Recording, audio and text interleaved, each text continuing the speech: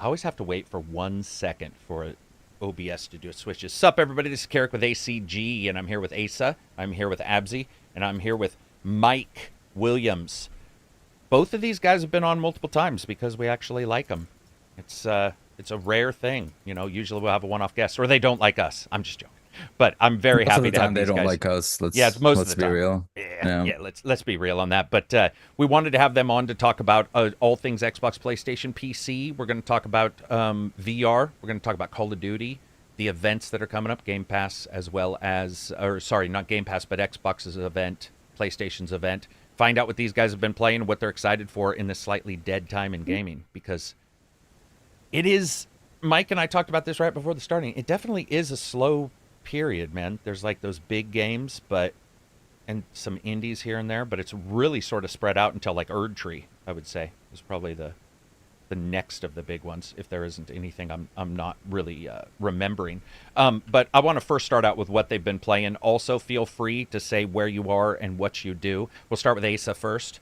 Where can people find you, and then what can people find you playing? Loads of places. First of all, thank you for inviting me back and pretending that you like me. That's awesome. I do love to be here. Yeah, I am on the Gaming Arcadia channel most of the time, which is a fairly new endeavor. So you may already know me from Game on Daily, which has gone away now. It's disappeared entirely. But I'm over on the Gaming Arcadia YouTube channel and also streaming on my own one. And what I've been playing is everything you'd expect a refined gentleman such as myself to be playing. Which is the original Final Fantasy VII from 1997. I've been playing Warcraft 3. I've been playing Arizona Sunshine 2, Hellblade 2, all kinds of things from all kinds of time periods. What can I ask something? Real quick, the Game on Daily. What do you mean? So you guys stopped doing that podcast completely? That's gone entirely. The website went a few months ago, and the podcast went 3 or 4 weeks ago was the last one. And so you've switched to this Gaming Arcadia, where or how is the hosting done? Is that you as the host? You and is still Gaz? How are you guys doing that? Because I haven't checked that out yet. Yes, Gaz isn't involved in that one. There's quite a big overlap in terms of time, in that Gaming Arcadia has been running since probably the start of this year. I've got podcasts on Tuesday and Thursday on that one, and community streams at the weekend. So it's with Darge Knight, I think you know, Chris Grinnell, Gamsley, and Deadly Headley. We've got a whole range of things going on. It's a very non-toxic, kind of similar vibe to this channel in terms of the way that we discuss and engage with games and conversations. Yeah, sometimes you need a place to sort of sit back and yak about games without having everything turn into a war. What are you playing other than Final Fantasy? Like, is there anything else? Well, you said WoW, right? You did say WoW. No, not World of Warcraft. Oh, I thought Warcraft you said 3. Warcraft 3. Gotcha. What got you back into World of Warcraft or Warcraft 3? What got you to play that again? I have no idea. I just every now and again I just jump back into that one. I used to play it when it was fresh and new. I played the multiplayer an awful lot, but never really touched the campaign. And I've had an on and off relationship with World of Warcraft for the last 100 years. But Warcraft 3 is the one that I really love in the Warcraft universe. I happened to jump back into where I'd got to in the campaign, which was like the big moment where you create the Lich King, and I was like, oh, this is so good. I'm having so much fun. I'm going to keep on coming back to this every now and again for the next 3 years, probably. Right. Dude, Lich King has the best story in all of Warcraft. The story of Arthas is just by far the peak of Warcraft. Everything after that or before that, I just don't care enough about. I can't remember anything about it. How old is that game? It's really good. Like, ooh, decade and a half, 15 years? Yeah, 15 like 2005. Just about seeing behind me there.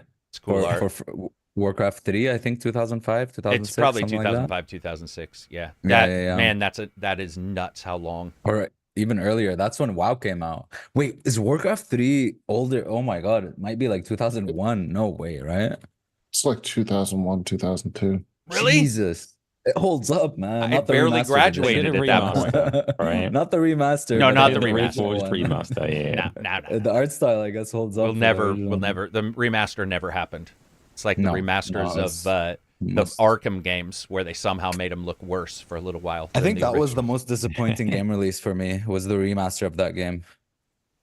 No, because I was extremely excited for it, dude. I had to live through Cyberpunk and you. I would beg to differ that is Dude, the I was like making assumptions like, oh my God, Warcraft 3 is coming back and everyone's gonna make new game modes and new, MOBA type thing is gonna arise and take over like a new trend or something that someone's gonna mod. And I was just I was too excited, man. I was too excited. I was like, oh, Footman Frenzy's coming back. Yeah. What about you, Mike? What have you been jumping into? What are you doing? Where can people find you? You can find me on Twitter at Automatic Zing. You can find me on Blue Sky at MH Williams. I have been playing World of Warcraft because they're doing Remix Pandaria event. So I've just been like, yeah, What the let's go hell? in and yeah, man. So the super fast leveling, really weird mechanics that I'm sure that they're trying out for some future expansion or something right. like that. So I was like, yeah, I'll jump in and, get some transmogs and other stuff. Pretty sure I'm allowed to say. Yeah, I was playing Rivals for a while. And that is great. It's just Overwatch, old Overwatch, original Overwatch. Can't hate on that. It's very well done. Looking forward to that. And then started Animal Well and Nice. Galacticare. So Animal Well, I'm sure a lot of people have heard of. Nice indie Metroidvania, and then Galacticare is essentially like 2 Point themed hospital game, but with like aliens and stuff. So Cool. because I'm on Three Moves Ahead, which is a strategy game podcast. So I dive into strategy, life sim, all that stuff, games on a regular basis. Is that podcast also cover board games, or is it just video game stuff? Just video games, although I know some of them do board games, and for a while there was a very strong vein of some game, pen and paper called Lancer or something like that. Yeah, Lancer. Yeah, RPG. Yeah. If you ever want Discord. a board game nerd or D&D nerd, I'll come on. If you guys ever want to invite, because I would love to talk about board games. Oh, sorry. No, go ahead. I was just gonna ask if you guys talked about Age of Wonders and why it's the best 4X. Yeah, exactly. Yeah, Age of Wonders 4 was pretty good. My favorite 4X from the list is probably Endless Legend, actually. Really? Interesting. Once you get all the DLCs, it's just so much play variety. I really love it. We got Total War people. We got Super Sweaty. I forget what the current game is. It's like Workers and something, but it's like a super sweaty historical like city builder and management thing. Some of the people are into Europe or Universalis. And they're like big or history Crusader buffs. Kings. Crusader Kings. Yeah. Yeah. And I'm just like, I have a threshold. I'm like low 4X and like, real-time strategy and, stuff like that. And then once you get up to like Crusader Kings, that's when I start to top out. And then Europa Universalis, our Hearts of Iron, those are just grand strategy. Go away. Yeah. No, I get that. I understand that you're a bad person. What about you, Abzy? What have you been doing? Oh man, it's weird, man. I always, me, I've talked about how much I hate Destiny 2 and how much I think that game is garbage and all that stuff.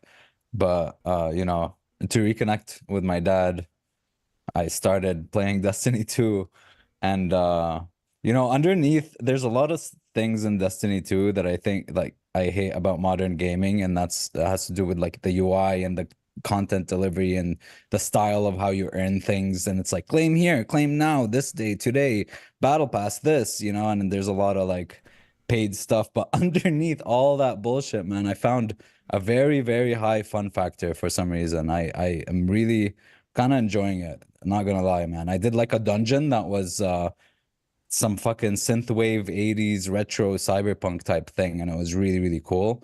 And the way they introduced the mechanics, the boss mechanics, was really cool. So they have you like start off in like a hallway, and it's like, okay, if you kill a dude in the light, he drops these light orbs that you can deposit in this light thing. And if you kill people while you're in the shadow, you can deposit in the shadow thing. And it's just like this easy concept, and then it gets repeated in very interesting ways, differently throughout like some of the levels and some of the boss fights and stuff. And I found that really, really cool. So I've been playing that, and I started my Elden Ring character for the DLC. Oh, gotcha. Yeah, you guys doing, Mike or Asa, any Elden Ring DLC plans? Not yet, not yet. I definitely will get to it, but Elden Ring is such a big game that I didn't finish the first time. I got about maybe 30, 40 hours into it. I got a build that I liked the look of. I grinded and grinded and grinded and got my character to be where I wanted him to be, and then went, don't know what to do with him next, and I just kind of fell off of it and stopped playing. So that's fair. What about you, Mike? Yeah, I mean, I'll jump into it. I'm probably not going to be like the day of just because of work and other stuff, but yeah. I'm looking forward to it. FromSoft game, baby. Yeah, I don't know. I haven't decided yet. Nothing's pulling me towards it yet. If it was last year, we talk about this on the podcast a lot. If this was last year, if it had this time last year, I would have been far more interested in it. I think that just an extra year and other titles have filled in gaps I need to play or want to enjoy. And that brings me to what I've been playing, which in no way, shape, or form did I want to play, which was Destiny 2. But I'm also playing Destiny 2 just to bone up on the complaints that I'm going to lodge when the new one comes out. I'm just joking. It's okay. It's so piecemeal in its delivery. I've played with a bunch. We're doing big groups in the Discord, and it's been one of those things where I jumped in yesterday and I had somebody who's done it a lot who was with me. And when the person who's done it a lot is even like, oh, let me try to remember, we're in deep shit. Like we're in deep waters if the people who play it all the time are still like, I think this one requires this. And I'm all, damn. Oh, dude, yeah, same here. Yeah, sorry. Yeah, no, it's all right. And so I've been playing that. I've been jumping in with people there. You know, the shooting is great, but here's the comparison that I think is fair. There's a lot of Anthem in Destiny, and what I mean by that is there's these short moments of fun interspersed with a complete scattered like loss of development focus everywhere else. And so when I jump in and play and I don't have to interact with a HUD that is horrendous, and I don't have to interact with the UI, but I'm just shooting straight ahead, that's some great shooting. But it is so short. We were doing strikes, some of the longer strikes, and it's so fast. And I was doing great. Like I am actually pretty proud of having not played it for a while, doing very well. But I was sitting there playing going, okay, what's happening next? Oh, it's over. I'm like, what's over? The strike is over? Yeah, all right. And then I would try to go do a campaign, and the campaigns make no sense because they removed the idea of playing it as a campaign, and now you have to play in these interspersed things. I jumped into the game, and it randomly warped me to a map when I wasn't trying to go anywhere. And then I talked to somebody, and they're like, oh, by the way, that's normal now. You'll just be playing, and if the new thing releases, they'll be all, here's a cutscene, Merry Christmas. And it's so labyrinthian to try to get into. I cannot wait until 3. Because I truly do believe there is no chance 3 will be as disastrous as this one when it comes to putting content together. I'm very excited to see, because I don't care if it's bad. I'll play the next game. I don't like, and this isn't bad, but let's say it was terrible, like a Cyberpunk day of release. It doesn't mean I wouldn't play number 2. So I've been enjoying it. I enjoy it more probably with friends and teasing it than I do as a game whole, and it'll hold me for a little bit. I think the Final Place stuff sounds good. I think their switches they're making for the new DLC sound like it'll be quite enjoyable. But I need a bunch of people to get hands on with it and sort of ask them. Weapon and you know, their weapon design is amazing, dude. Yeah. Every weapon I get in that game, I'm like, I want to keep that. I want to keep that. I want to keep that. I want to keep that. And that's rare in games. What were you saying, Nabsy? I don't know if you had the same experience, but so the new player onboarding is complete ass. Okay, it's not even onboarding. It's not. There's boarding, no waterboarding. It's there. You get like stuff is literally everywhere. Yeah. And the issue is that there's no clear. Like there are subclasses to unlock, but there's no clear instruction on how to actually unlock it, because you do a mission in the timeline and it doesn't unlock, and you're like, okay, now what? And then you try to Google it, and for some reason it's super difficult to actually find an explanation on what you're supposed to do, because the game keeps changing from season to season. So you'd find like old posts, and it's so scattered. You really have to have someone there to sit you down and be like, okay, in this planet there's this campaign that you do to unlock this subclass, and in this planet you gotta, it's just extremely messy. And I feel like it interrupts the flow a lot, because they, even as you do more content, they hit you with like 10 more things per the content that you're doing, because there were seasons for that expansion and then seasons for another expansion. And yeah, it's very overwhelming, you know. Yeah, I think Destiny 3 it has a chance, honestly. I think that hopefully they'll figure out how to not do a bunch of cocaine when they're making their game. I don't know. I'm just teasing, you know, obviously. It's probably crank. But whatever's going on there, I do think that they're going to look at Destiny 3 and really try to, you know, make it more cohesive. And I do want to thank people in the Discord, before I forget, Amudski, Bit, a couple other people who were playing who've, you know, listened to me request information on everything, because there is quite literally no information on some of the stuff I've been asking. I'll be like, how do you do that? Is there a guide or a tutorial? No, that was removed. I'll be like, what? It was removed? The very thing that you need to know is removed? Yeah, they removed that. So that's what I've been playing. It's fun to hear so many people wanting to get back into it. I think that does indicate that the gameplay underneath is enjoyable, because there's people that aren't playing or haven't played it in a while who want to jump in. And that's good stuff. Everybody in chat, if you guys have been playing it, I'd like to know what you guys have been playing as well, even if it's not that. Frankie Donuts gifted five memberships. Thank you very much, Frankie. We appreciate it. I was asked a couple questions in here, and while everybody was talking, let me see here. Okay, I'm probably going to miss them. I'm sorry if you had a question for me. I apologize. Love the games. $2 super chat. In 2 weeks, I start a new job. Hell yeah, brothers. Is that the job you've been telling me about? Your new you're the boss job, by the way, Bug Guy? Tell me if that's you. Moving on from there, let's talk a little bit about state of play. So it is state of play, right? Is that what this one is? Yeah. So state of play is tomorrow, and I was pretty impressed by the numbers. What did they say? 15 new games? 15, I think. Are these all their live service games that they've been... Yeah, I don't know. I mean, I just want to say I'm impressed by the number. I'll say that. Mm-hmm. I'm impressed. I like to hear 15 in a 30-minute. I think they said it was 30 minutes. Do you guys have any guesses? Anybody want to go first? Mike, do you have any guesses, hopes, dreams? I believe the scuttle around is we're going to get an Astrobot game, maybe. Gotcha. And for some reason, one of the weirder rumors, which... it's probably true because it seems stupid to me. Lego Horizon? Yeah. Like, I don't know why you would do that, but sure.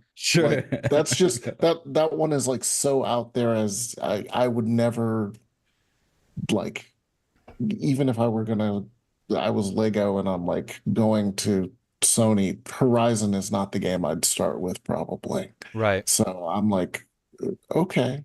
Yeah, sure. Lego Horizon. Yeah, and maybe one of those live service games that'll die in like a week. Is Fair Games one of those? I don't know. Fair Games $sign or whatever. They have a couple out there. I feel bad for those studios. In the same way, like what was the EA one? Immortals of Avium. I'm just like, I feel bad for y'all. Yeah, development is certainly not an easy game these days. What about you, Asa? Do you have any like hopes, dreams, aspirations for the PlayStation event? I guess. I mean, they've said that they're going to be covering PlayStation 5 and PlayStation VR 2. So it's kind of nice that they're still like acknowledging that device exists in some capacity, which they kind of haven't been up to this point. Right. So I guess if they are going to show Astrobot, that has to be a VR game, or a lot of people... no, I say a lot of people. At least 20 people will be disappointed if that's not a VR game. At least 20 people. And I'll be one of them, because it should be. I guess if I wanted to go for a slim shot in the dark, now that Ghost of Tsushima is out on PC, that sequel is ripe for being announced over the next 2 or 3 months. That's a good point. I think tomorrow's too soon, but in the next 2 or 3 months, I think we'll see that, hopefully. That's a good point, though. Good time, because we've seen companies miss on the timing lately, where you can see the ramp up and you're like, this would be a great time to talk about this thing that everybody and their mother knows is being worked on, and then it waits a little too long and you finally get word and it's like, we've sort of passed that point. So Ghost of Tsushima 2, that would be cool to, even if they at the end just a title that's just like acknowledge that people want to see it. What about you, Abzi? Oh, go ahead, Mike. Yeah, I was saying they should probably, because like the Helldivers thing happened, and then it seemed like some of that PlayStation account backlash sort of transferred on to Ghost of Tsushima director's cut. Right. And then it feels like they announced Assassin's Creed Shadows, and that just like they just rode the wave of that coming in. They were like, "Oh yeah, like, Ghost of Tsushima is on PC now. You can play that." So if I were them, I would do their trailer whenever Assassin's Creed Shadows shows off their gameplay. Just drift right behind Assassin's Creed the entire way. Well, I mean, God of War, Ragnarok, Valhalla, and Valhalla Ragnarok from Ubisoft, right? Come on. True. Come on. True. Nobody in their right mind doesn't think that was on purpose. I mean, like that, like there you go. It totally makes sense to figure out a way to sort of use somebody else's SEO in your Google search engine to sort of get your game advanced with somebody else. What about you, Abzi? What do you think for tomorrow? Bloodborne remaster, obviously. It's good to have dreams. That's not gonna happen. That's not gonna happen. No, I was gonna actually say Ghost of Tsushima 2. There's a possibility, I think, of showing something there. And I don't know, is it too early to show a new God of War? Has it been? Yes. It's been like 2. Is it early? Well, Ragnarok's was last year, right? The DLC, the free DLC. Oh, was it only that? Oh, yeah. I just feel like it it's is. probably too early to. Yeah, I think Santa Monica isn't working on a God of War. I think they've moved to a new IP. Moved on to a new IP. Yeah. Oh. So, and I think they're too early. If development-wise, Please don't let it be the boy. Tsushima is probably the next in line, and then whatever Bend is working on. And Bend has made it pretty clear they're not doing Days Gone 2, right? I mean, that entire IP and the way everything was handled, it sounds like that's sort of like I think I had heard that Bend was not working. Yeah, so I'd like to see Bend come back. God of War is going to be a while for a new one if they. I wonder what other games did Santa Monica make other than the God of War series? Did they baseball? Let's Google. What? Baseball? Seriously? Are you serious? Yeah. Let me look. What about a new Twisted Metal? I'd like a new Twisted Metal. I don't know who made that, but it's wild that there is a Twisted Metal TV show and they haven't even brought and it was pretty good. I heard back in a remaster. Like I don't know if it was good, but it was good enough to get a second one of the canned ones, isn't it? Yeah. So they were doing a Twisted Metal service game. Yeah, true. Let me say I'm looking up Sony Santa Monica. 2001 was Connectica for the PlayStation 2, and then it was God of War, God of War 2, God of War 3, God of War Ascension, God of War Reg. Okay, wow. Okay. Well, they're the God of War studio. I thought they made Twisted Metal. Here's the thing. I think if I were them, I'd want to work on something else too. Even if God of War saw ultimate success, it probably is one of those things where it's like it'd be nice to make some, once. But who knows? I mean, some of those people are gone. The company name's the same, but who knows how many people are all still there. Those people may absolutely love the idea of jumping in and everyone gets a shot at Sony you can change the one game that you're making forever, once a decade.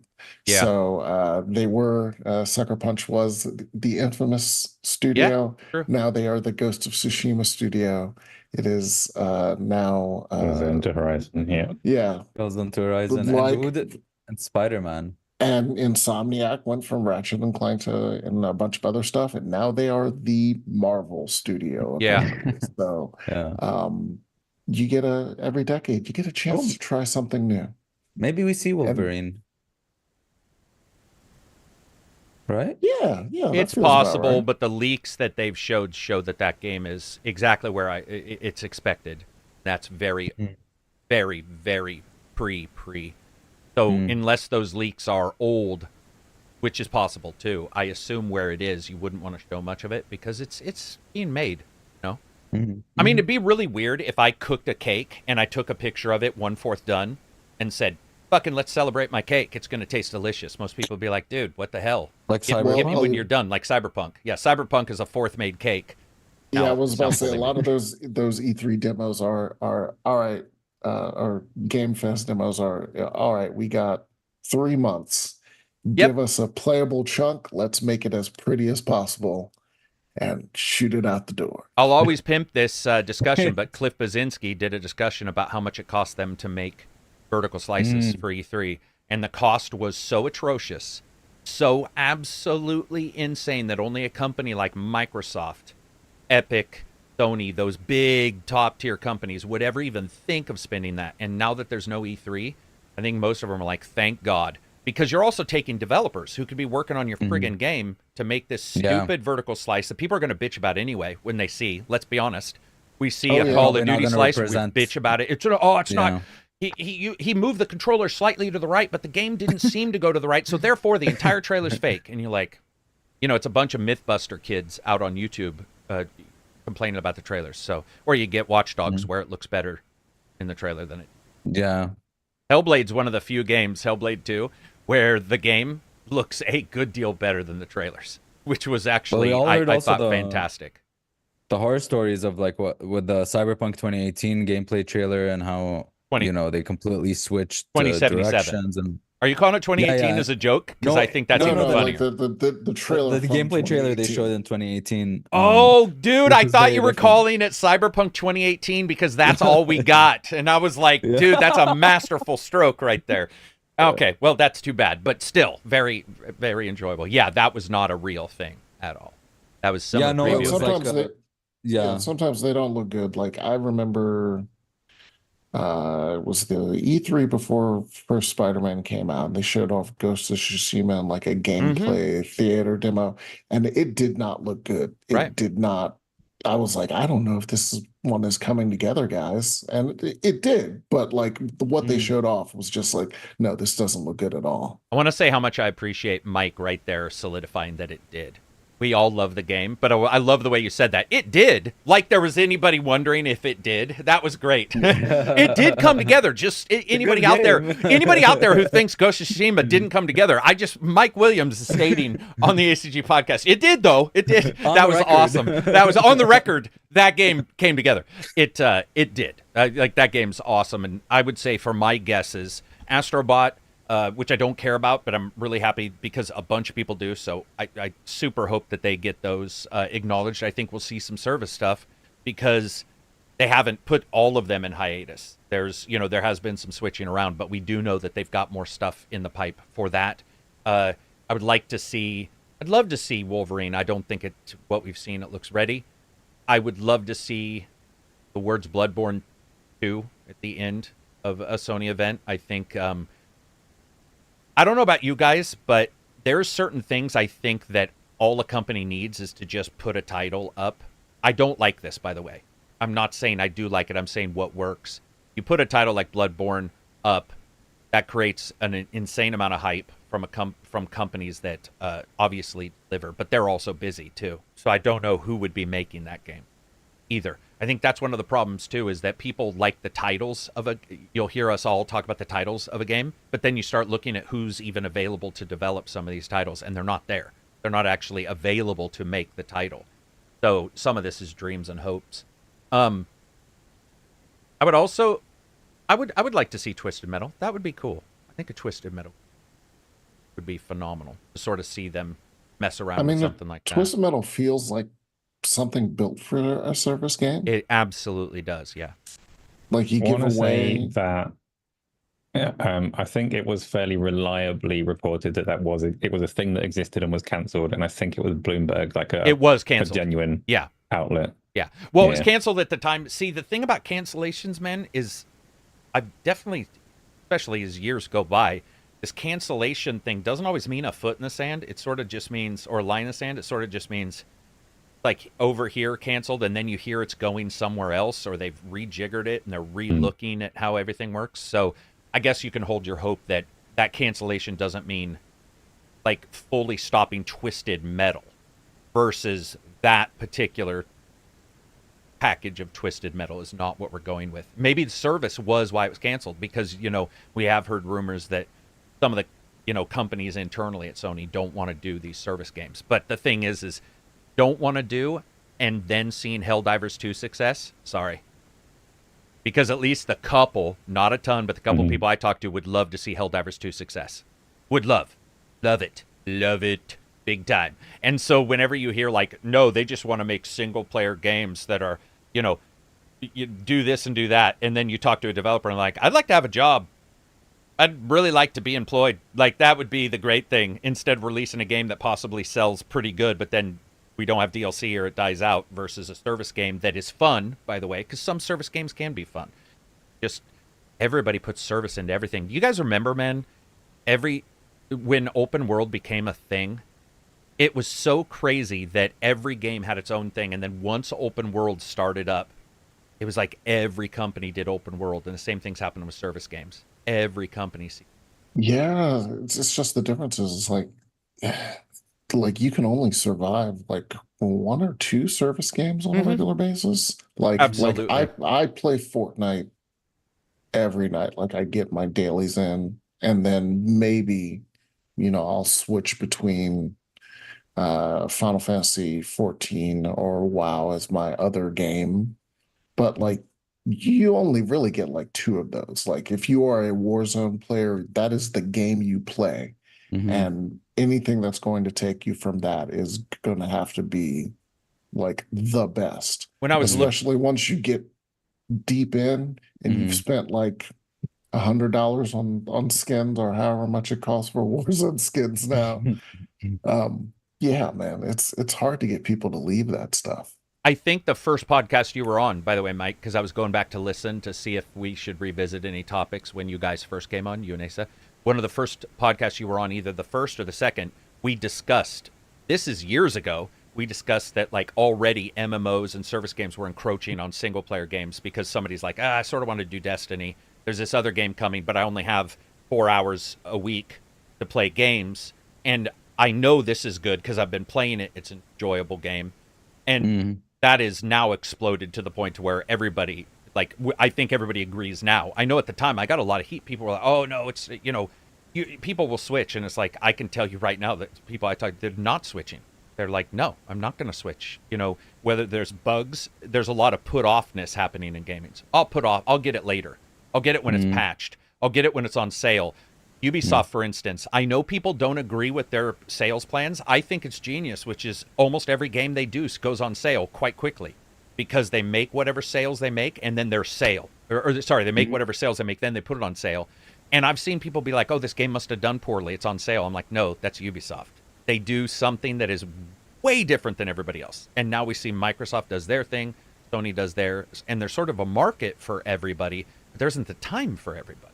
There's just, we don't have, dude, this is my job, and I don't have the time to play all the games, let alone if I would, you know, if I didn't have to make a video on something. I couldn't even cover 4 games a week. That would be ridiculous. You wouldn't be able to cover it in depth. What were you saying, Amzi? I was just saying, especially now that I think the average gamer age is around in their 30s, I think they're competing for time way more than competing for money, right? Yeah. Like, time is like the biggest factor here. Yeah. And there is something about time where if you know your money's already invested somewhere. So, for example, I'm playing Division 1 with the Discord people. 1. And not 2. Even though I like 2, but we were playing 1 because a lot of people had it and they hadn't played it, and we're going back to that. And I have a bunch of time and money invested in that game. And instead of playing, you know, other newer games that maybe are good, but I'm just like, you know, I can get to those. You're comfortable with it. Yeah, you know? there's so much content to, you know, consume. It's ridiculous. Love the games. $2 super chat says, whoa. Wins the PS event and Xbox plus SGF. PS event is tomorrow. Xbox is the 7th or the 9th, guys? 9th.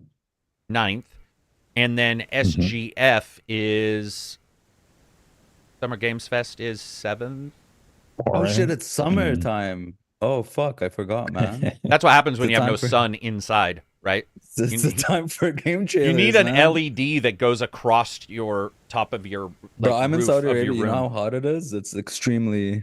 Yeah, it's always death. hot though, right? Yeah, it's summer during so- winter, so like, what the hell? Yeah, like how I you, mean, we you get can't tell. like 8 degrees in winter. I mean, Celsius, like 10 degrees.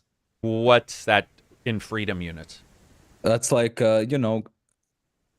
Like 50 let me do or the- something. Like let me do I the have a math. Yeah, feeling like it's still 50. hot. Yes, Like whenever I talk, 50. it's 50. Yeah. 50. So whenever I talk to Yeah. somebody from Australia and they're doing Christmas in summer, I'm like, you freaks. So they're eating lobster for Christmas Day. What the fuck? It just depends on where you're from. That's cool. People I are like talking about lobster. games they've been playing. Some people are playing Brotato, Vampire Survivors. Mm-hmm. None of them have. That's a wind up. That's a wind up. Warframe, Ubisoft. Oh, these guys are just talking about Ubisoft and Nintendo. I don't know how this is. Nintendo keeps years old games at full prices. Oh, I get you. Yeah, they are different. Jay Reaper says $5 super chat. Let's go. What's up, Jay?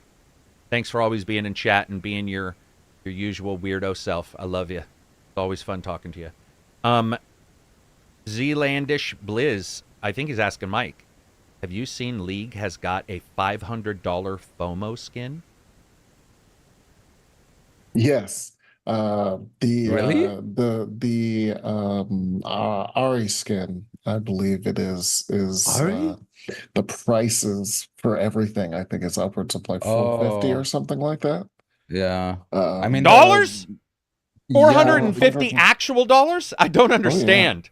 How? But like the most expensive skins are like $30, like alone. Right, that's what I'm This is a saying. literal whale skin, Yeah. right?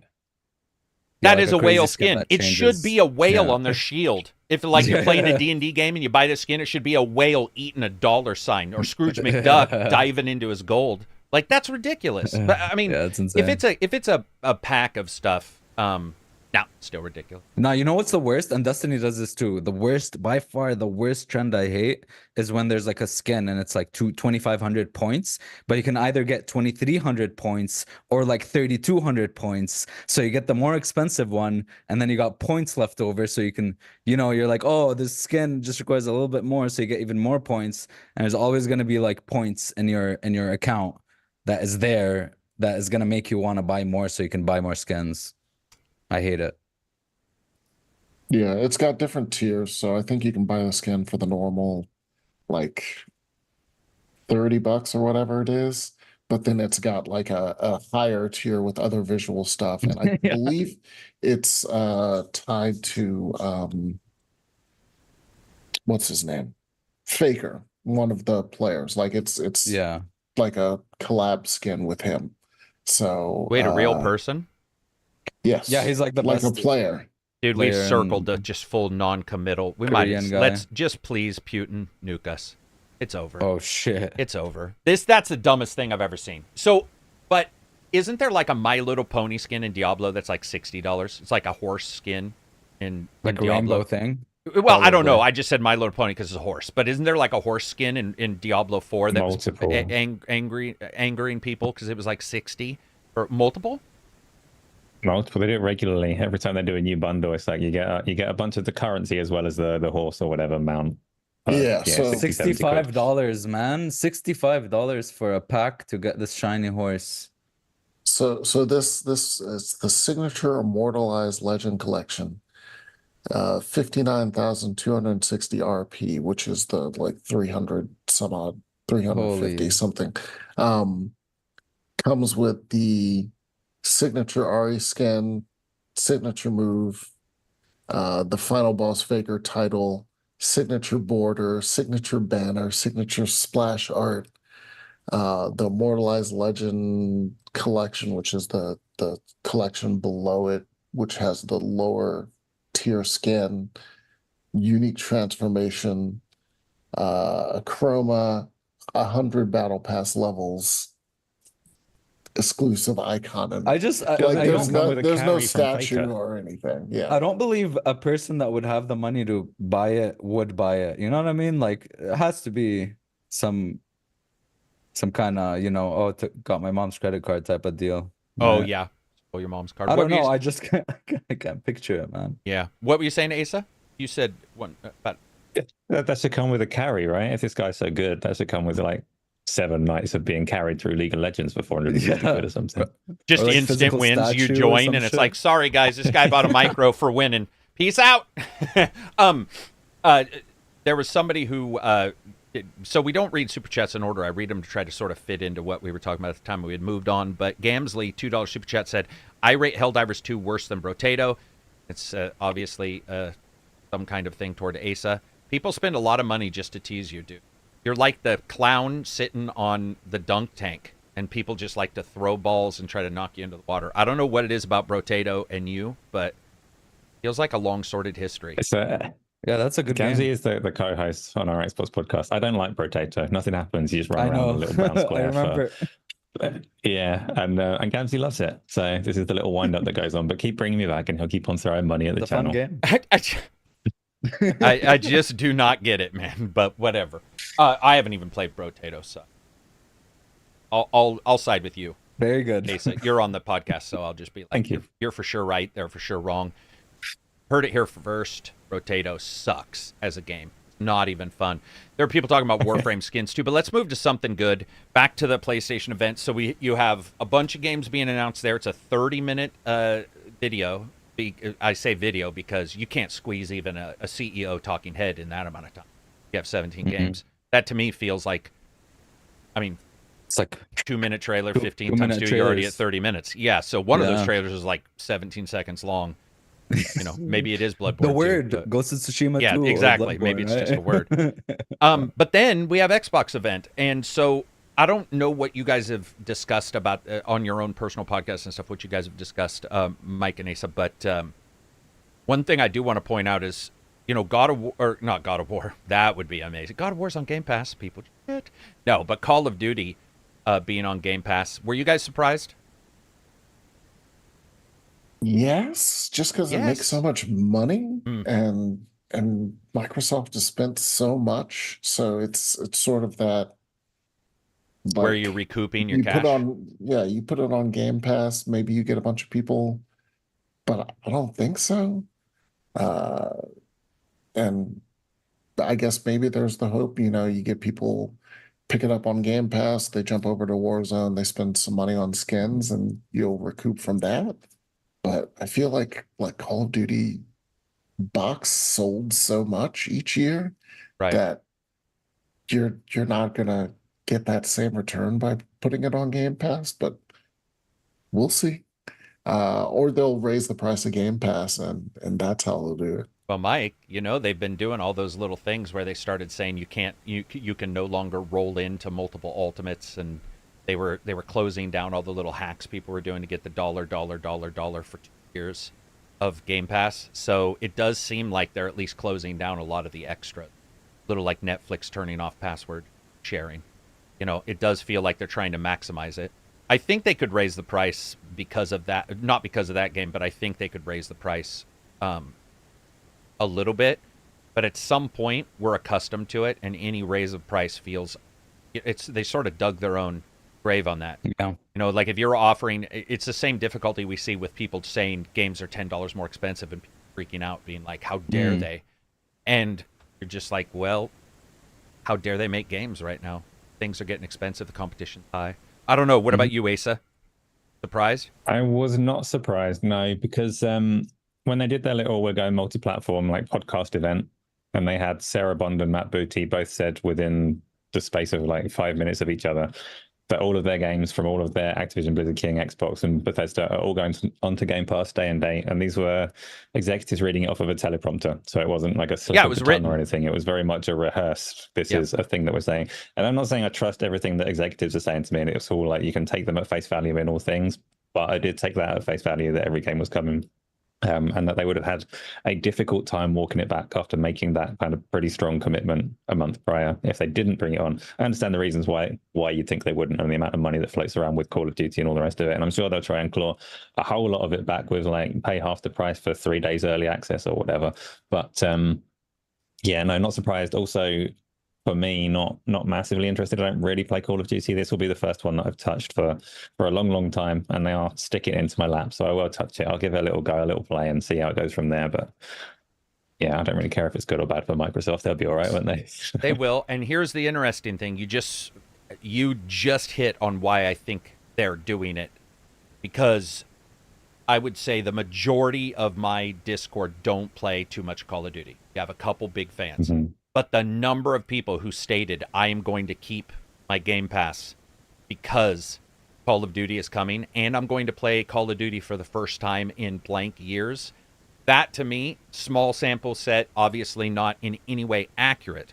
But when looking at the comments, I was all, I get you. And, we do like sometimes upwards, 20 or 30 people, and we'll be in a chat, and we ask these kind of questions all the time. Like, what do you, what's, because I sort of want to know, like, that's my filter. It's better than Twitter, where you post and it's chaff. You'll never get any actual data. But at least from this small subset, when I asked, that was all people said. Every person in there said, well, it's on Game Pass. And I was going to cancel Game Pass in a couple months, maybe, but I'm for sure not now, because if there's that, then there's other Call of Duties coming.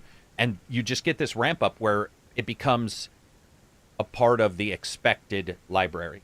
And then people are like, well, I may want to return to... And here's the other thing, guys. A lot of people who go back to Call of Duty occasionally, there's something very intelligent about this. If you leave it on there, somebody 3 months from now is like, I'm going to leave my Game Pass running because Jeremy may say, let's come back and play a little Call of Duty, and I don't want to have to go through the rigmarole of signing up. I know what it costs. I'm just rolling it. So there's... I think they'll test it for a couple, and then I think Mike's right. I do think a price hike is coming. I think it only makes sense. I'm not saying it's good. I'm saying it only makes financial sense. They did dig themselves a big hole with that purchase. And remember how many billions they lost. Billions in the delay, in the FTC delay. They were losing money because they weren't even able to roll anything at all forward. It was like they were stymied. And any big purchases they want to do, the FTC would have looked at those. So it's like we have to basically stop everything until this goes through. In one way, you could say Jim Ryan did his best ninja move by stymieing that the way he did, or the way companies did. There were multiple people involved, but that was an interesting time because we got more data about gaming from the leaks than we've ever got from any like ex-employee or anything, because theirs is always, here's what I did, here's some of the data, but those were just straight up, here's a PDF. Like, look at the ARM stuff. Microsoft was stating they were already looking at ARM, and now we just saw the Microsoft event, and you're like, all right, so all that shit was lined up, perfectly from those PDFs that were leaked. It was an interesting time. I'm sure interesting is not the word Phil Spencer and others would. Yeah. I mean, I'm looking forward to it just because I only play Call of Duty for the campaign. Me too. So, like, I'll jump in, play the campaign on Game Pass, and then promptly put it away. And I will have gotten my Game Pass for the month out of the way. Can I tell you something weird, though, Mike? I would have held off to get it cheaper, and I would have probably not joined multiplayer. If I review it, I for sure will, but as a gamer, normally I wouldn't. But I am going to tell you, it's on Game Pass. The chance of me jumping into to multiplayer is much higher right now than it's ever been. Because it's there, and I'm like, well, it's there. I might as well try to see, maybe I will like it because the investment's different. I mean, that's and if they get you into multiplayer, there's a 50-40% chance they might get you into Warzone, and if they get you in the Warzone, they're going to be getting you anytime they release. I literally just saw, I think they leaked Fallout skins for Warzone or something like that. So no crap, really? I dig a Fallout skin. The Vault Dweller? Yeah. Oh, I got to admit, Power Armor or Vault Dweller, that's... I don't even want to talk about it, because that is something I might do. And see, and the skin costs, what, $20? Would you pay $20? Oh, no. It's like, no, I fucking wouldn't. Sorry, I thought you were going to say like 99 cents or $4. Sorry, I was drinking. There is no chance in a billion years I would pay 20 for a skin. Correct. That's hilarious. Really? Warzone skins are not. They're like 15 minutes. For a single skin? Oh my god. Oh, yeah. Nah, I wouldn't mess. See, I don't do a lot of Call of Duty stuff. I wouldn't mess with that. Man, it's just so funny how Remnant 2 has like a full-on regen, DLC, new class, new That's gameplay, free? new monsters for like no, it was like $5. Like Oh, it's an actual the DLC. expansion, Yeah. but it was like $5, you know. It's just fucking wild. I wonder, that's what legit I thought was he was wondering. going to Yeah. say $4.99 or something. I don't track the skins for that game. I know that they're high, but I was also surprised by the Blizzard or Yeah. the Diablo skins and their cost.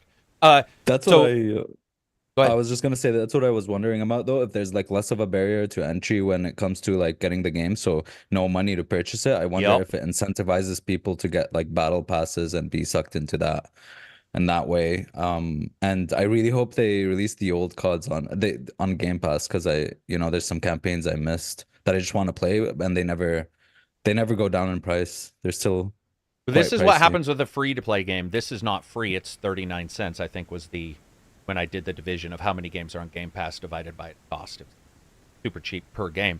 But you look at it, somebody says, 39 cents, I'll buy you $10. If they like the game, and they're like, I'll spend another $10 or $20 for a skin. So there you go with your extra skins. And by the way, those cost more than the game making itself.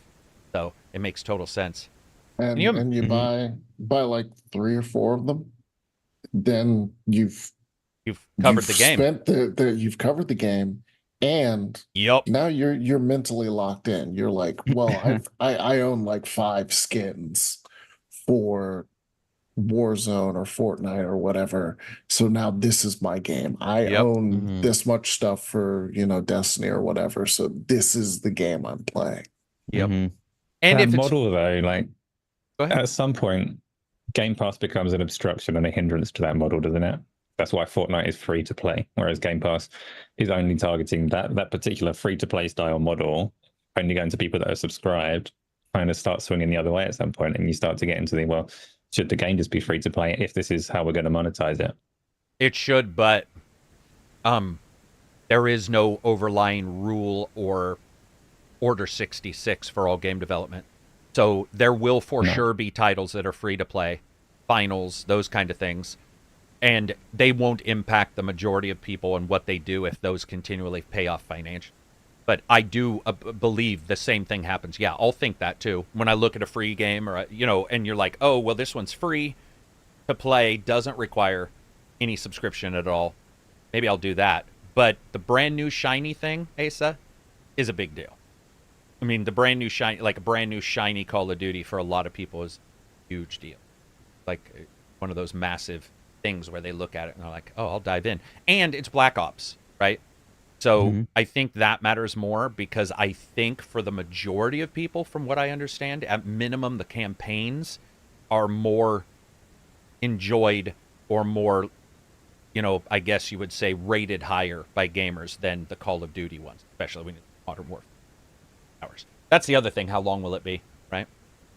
Like, how long will that It's campaign weird be? though. It's Black Ops 6, and I don't even remember a 5. I thought 4 was the last one that came without a No, campaign. Cold War. Cold War War. was 5? Okay, was that Yes. considered 5? Okay. I just don't know if they put a was- number, right?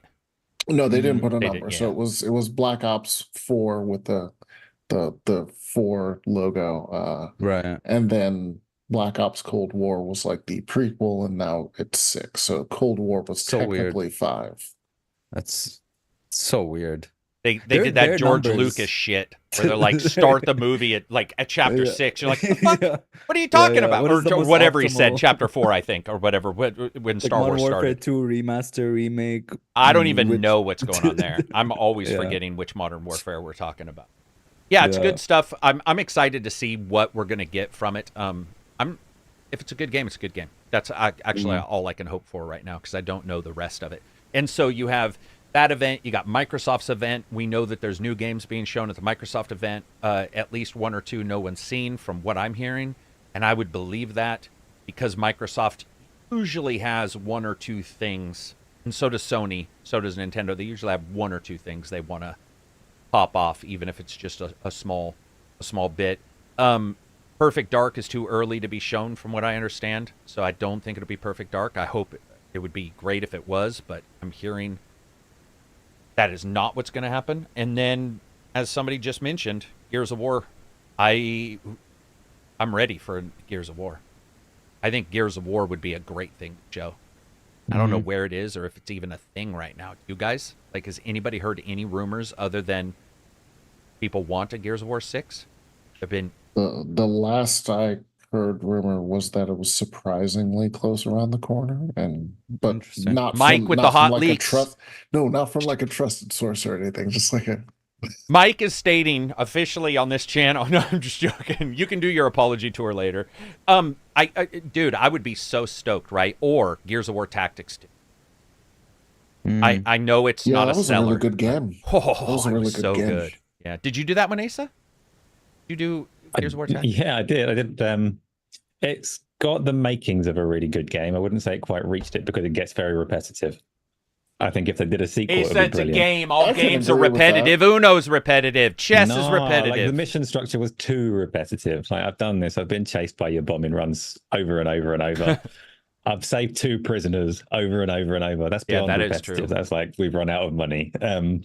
So a sequel, I think, would be brilliant. Yeah, I love that Tactics brings back the thing that I like about the first Gears of War was the tactical tense feel of it, and the other Gears are more spectacle. Gears Tactics is like right where that series needs to go for me, but that game just needed a little bit more belief so that they could deliver a bit more variety. It's weird that Gears of War Tactics feels like a Gears of War game somehow still, too. Everything that moved, it fits so well, yeah. It fits the world, and it even fit the cover because it was already a big deal in Gears of War. So going into cover, using the chainsaw required a specific thing. There was somehow it translated a third-person shooter into a tactics game quite well. Certainly better than some others that we've seen when they do that. Let's see. Christopher says, ACG, I saw an article that the former Rocksteady devs are working on a big single-player game with Microsoft. I did see that. Yeah, that was that yesterday or this morning? But I did see that news pop.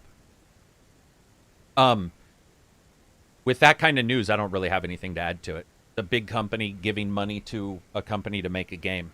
It feels like it's not news until we see something. Speaking about the Microsoft thing, I really hope we see the Clockwork, the Revolution? the Exile game. Yeah, I want to see more of that. Yeah, I mean, it'll probably be like Avowed, Indiana Jones, Clockwork Revolution, Stalker 2. Stalker 2? I could see that. See, We Mike's need, got like, the a same slice. delay I have when we talk about Stalker 2, and I don't know if his delay is mine, but something about Stalker 2, I just feel like, I don't know. I want it to be good and stuff, but they've had so many issues with the war and all that stuff and just all these difficulties technically, and I'm just consistently like, love to see some Stalker 2. I would love to see them. Do we have a date? No, Yeah. I don't think so. Wait, do we? Yeah. Well, we got a date then. Maybe a rough? If we have a specific date, then I take it back. September 5th. Then I take it back. That's good. That's awesome. Because I want to play that game so bad. Go ahead, Mike. I interrupted you. Yeah, I was saying the Pacific Drive gave me what I look for from a Stalker. Like my problem good with game. the Stalker game is combat per se, as opposed to like the original Roadside Picnic like novel, which is all about the anomalies and stuff like that, and the Stalker movie. So Pacific Drive like hit that for me.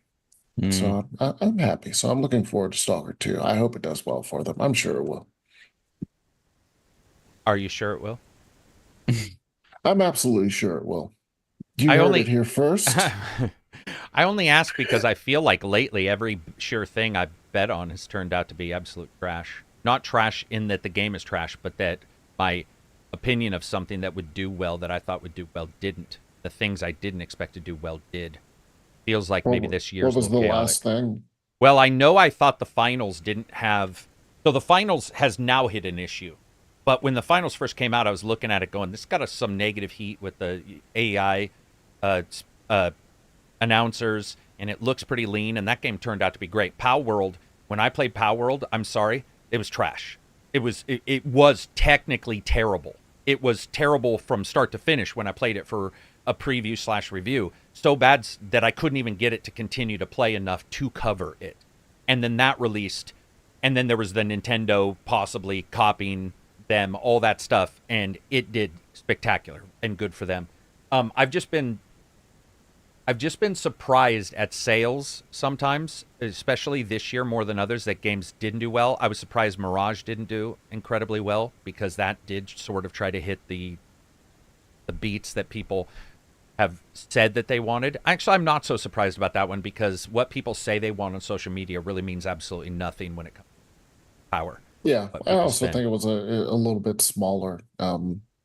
But I do agree, like you hear on the internet, they're like, oh, I want the older Assassin's Creed. And I do think you should probably feed those folks. Ubisoft, you're big enough. But I also believe that the RPG games are probably more beloved in terms of the average person that just picks up a game at a, like, they want a game that takes 100 hours and they buy one game and they're gone for like 2 years.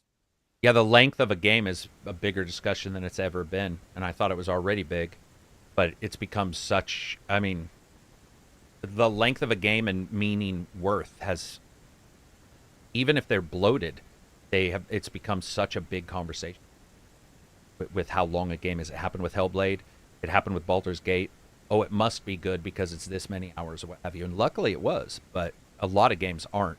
Valhalla's one known to be bloated, but admittedly, now that it's patched up, I like it way more than. Do we have anything for Xbox and Call of Duty? Anything else? Anything amazing? Any hardware?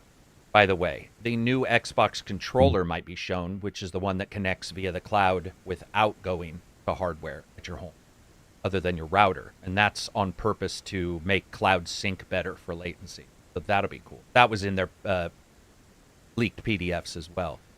That one has a button to connect directly, so you don't have to connect to your Xbox at all, and it's supposed to help them sync frames with the cloud so that latency is lower when you play a stream. That happens. Yeah, Did you guys presumably make it easier if you're playing via a streaming service that's built into your TV rather than your console. Yeah. It's what Luna does, right? The Luna controller is Luna a direct did. Yeah, Luna did that. thing. And Luna was known to have a pretty good latency reduction because of it. So I think that was Microsoft's plan. Cloud went weird with Microsoft. Sarah did mention that they are improving it. So is Phil. But it's like it's sort of gone the way of the wayside, especially when you play GeForce Now versus that. The difference is it's not even a difference. It's a completely different class. It's like it's not even connected. They're so different in their delivery of content and how good or bad they are. So I'd love to see Microsoft put the bill on improving that as well. So yeah, maybe the new controller. Would you guys think we'll see the new Xbox SKU, the new one? Are they doing a refresh? The adorably all digital. What'd you say? The adorably all digital thing. Yeah, it's like at one point it was cylindrical, but now there were some leaked pictures when it just looks like the typical box thing. I didn't mind the cylindrical. It looks like the Amazon device I have that I'm not going to say the name out loud but that's what it looked like to me was a thing. I hope that we don't see it at the event because it's such a nothing of a device. It's just an iteration of the hardware that we've already got. So yeah, absolutely. Leave it to the games, right? What if they do an announcement and they say Game Pass? They would never announce the Game Pass increase at the event. But I do wonder if we're going to get a different tier or something. I don't know why. I just feel like I've been waiting for that price to go up dramatically. But hey, it hasn't yet, so that's good. Speaking of things that haven't happened, PSVR 2 has never taken off, has never really had anything worthwhile other than the headset. But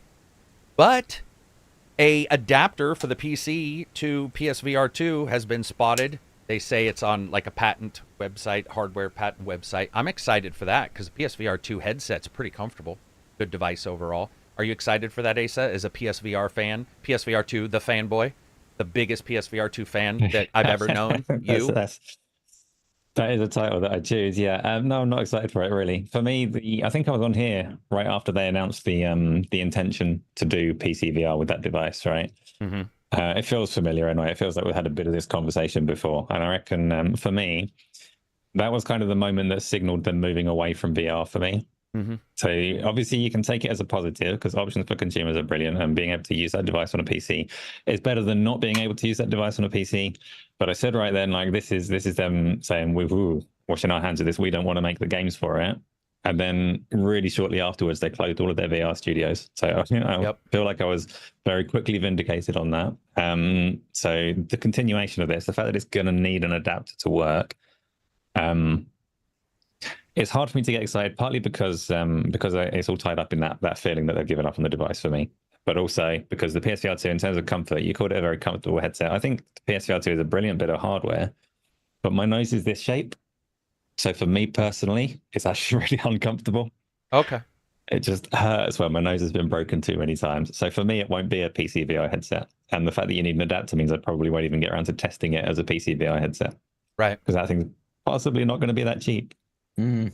Yeah, I mean, adapters have notoriously, for any like cross-platform adaptation that we see, is usually not super cheap because of what it has to do. So yeah, I agree with you. I can see that. Yeah. Go ahead, Mike.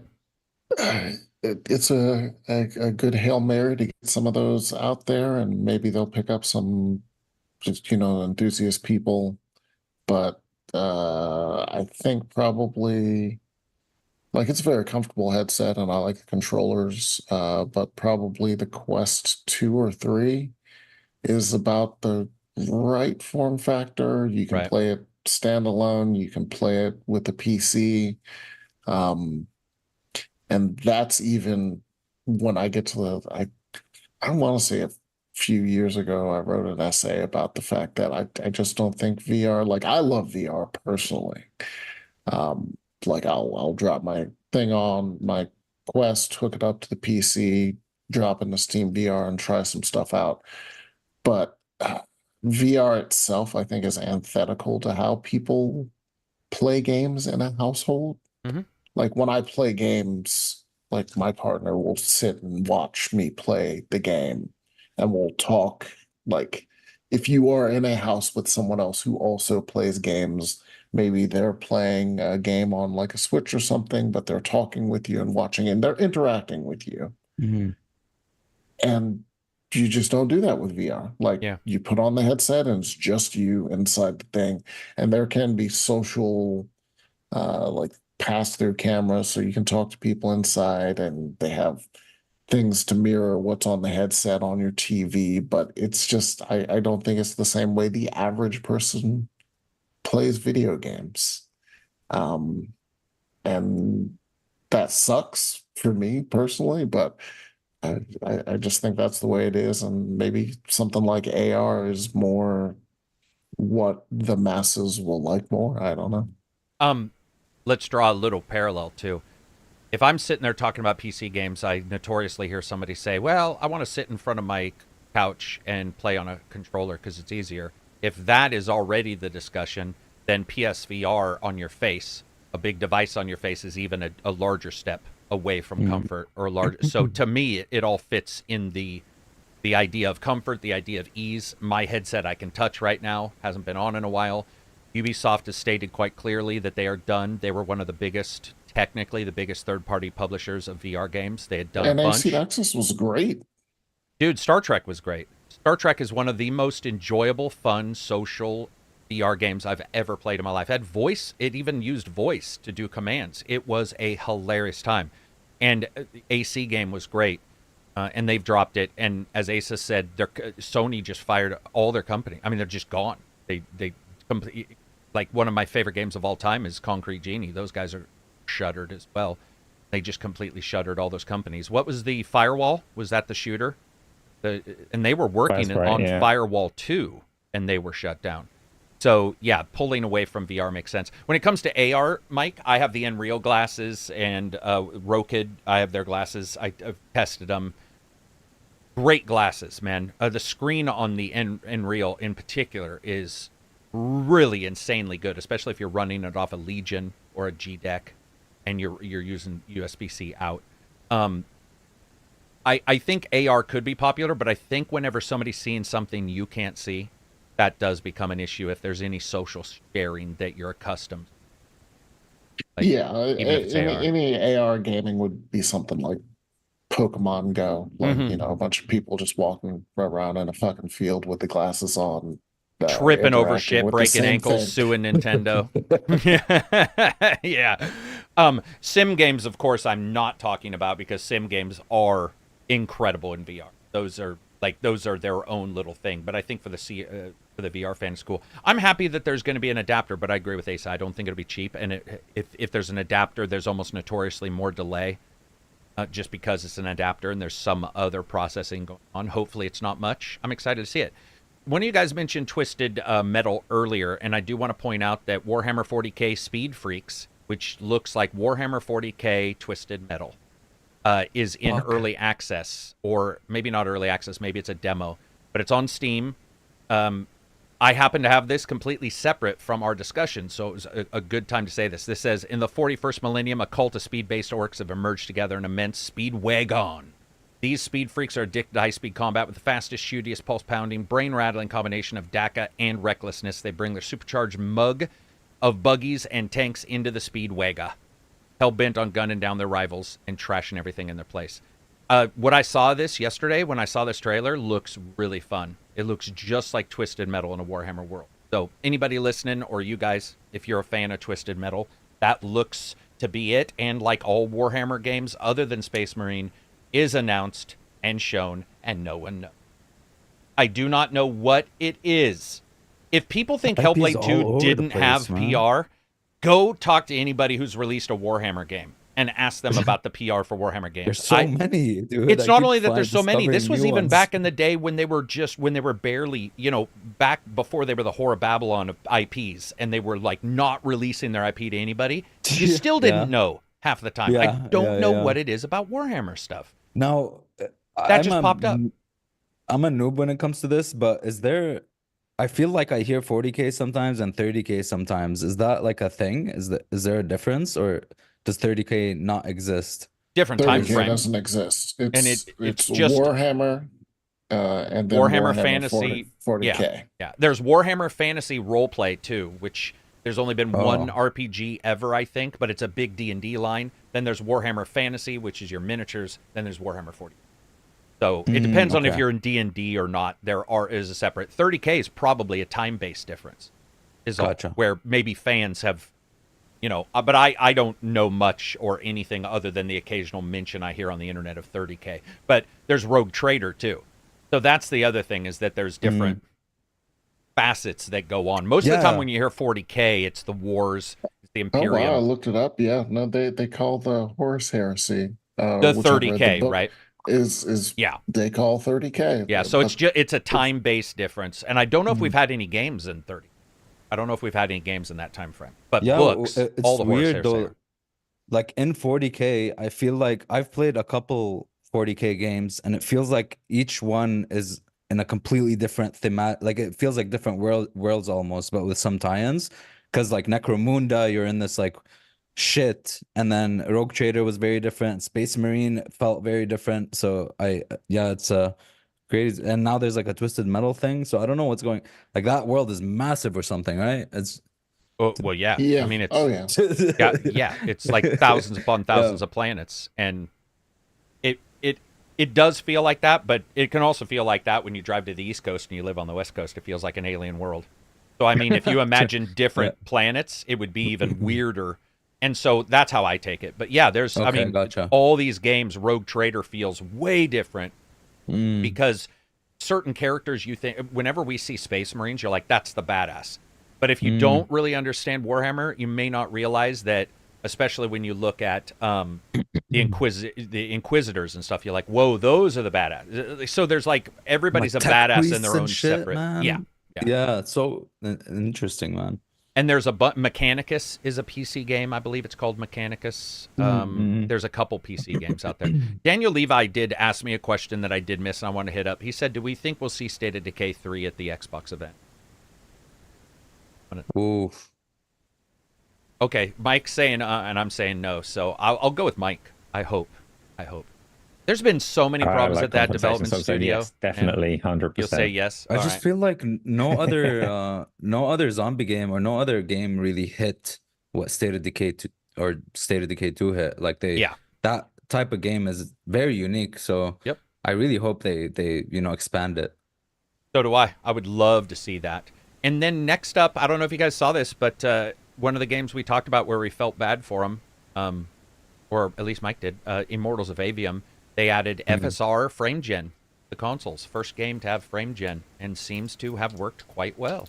So that's good. Wow. That's good to hear. Yeah. See that added to that game, because that did have some FPS issues. Mike, did you play Immortals? Briefly. Was that Like, briefly? I like the idea. Go ahead. I like the idea. Like, it's Call of Duty, but fantasy, and it's a good Right. idea, and I think the execution was good. But like while I was playing it, I jumped to something else. I forget what it was, and then I never went back. And I was just like, man, I feel bad for them. Like I want you to hit point it- out how hilarious it is that Mike knew the game he jumped from, but didn't even know the name of the game he jumped to, and still didn't return to Immortals. Does that not speak to everything about Immortals? I'm sorry, Mike. I got to point out that was awesome. That was amazing. You're like, yeah, so Immortals, blah, blah, blah. I played it, and then I played something I don't remember, but something else, and I never went back. That's awesome. Do you think you will? Eventually. Okay, Mike is assuming eventually means death or around that time. That was awesome. You're you're Someday just such when, a nice guy. 10 years from now, when you get all those YouTube videos about how it was actually a really good game. God, You know? yeah. Why Witcher 3 was terrible. The YouTube. I'm gonna expose the world. 5-hour video. State of Decay 3, I'm excited for. I've heard there's been a lot of issues at that studio. They've been have some difficulties. The engine switch, I've heard, was difficult for them. But I'm super excited to see a State of Decay 3, man. Like, I really enjoyed Same. 1. 2 had some technical issues, but I've really enjoyed the core gameplay of that game. It is... Love that loop, man. I love that loop. Dude, yeah, it's so good. And imagine if they picked their balls up from the ground and they returned to number 1's permadeath. Yes, I would be so please. happy. That was the best thing about it. Just man. give me the option of turning. Just give me the option of simulating the death, because coming back and hearing that Tracy got eaten and Bill and John are in argument, so John went off and I have to decide who I'm going to save. But I loved that feeling of a living world. Yeah. And no other game hit that, man. No other game. And of course, like game makers do, they listened to the loudest complainer and they changed it. So maybe with 3 they won't. I have faith that they will try to deliver a true sequel. I have faith they will try. Political way of saying. Asa says, ACG shamed me for enjoying Avium last time I was on, so I'm silent now. I didn't remember. I'm going to be honest, I didn't remember. Just like Mike couldn't remember the game, he leapt away from to forget playing it. What you liked it a lot? Did quite like it. No, not a lot, but I quite liked it. Yeah, That's fair. All right, cool. Yeah. Did you beat it? You liked it? Yeah, I did. You beat it? And I saw your review, and I appreciate your criticisms of it as well. But I you quite enjoyed it still overall. powered through that thing, and Yeah. I will say Yeah. Gina Torres, the voice actress that's in it, your trainer, the main lady. I really dig her. I'm glad she did it. I love She's to always see. great. She's always great. Yeah. So that was fantastic to see. I wish it had. One thing that would have fixed that game just for me, not spawn enemies in front of me. Spawns, I knew it. I think that really shined a light on a difficulty they were having, maybe with the engine, maybe with what their design was. I would have loved to have had the Vermintide kind of thing where the enemies spawn somewhere and then they crawl over a wall, and so it feels like they're encroaching versus boop, like Mass Effect Andromeda dropping aliens from the sky right in front of your car. That kind of stuff really broke it. No, that's cool, man. I'm glad you did. I tried. I just wish it was a little bit more badass. It just felt like, from what I've seen, the story delivery and the characters just felt a little bit, hey guys, like kind of. Yeah. I wish it was a little bit more badass. That would have definitely, got me. Yeah, there was. You know how in the old days, man, a game would be like, you're the chosen one, so therefore you're amazing and better than others. Avium at time felt like it was like, you're the chosen one, therefore we can't tell you how good you are. You're pretty much the same. You're like, participation award. of the game. It was very odd in that way narratively. But I still, there were parts of it I liked. I also think, though it had some graphic issues, the design of the world was pretty. There was and the magic ideas were really fun. Like, there were some really good ideas there. Maybe we'll see it too. I don't think we will, but maybe we'll see it. As Ace I want to see more EA original stuff. Like, I always like. So do I. Cool thing. Yeah. Yeah. Any of the companies that support a little bit of the on the side kind of stuff and letting people dive into something.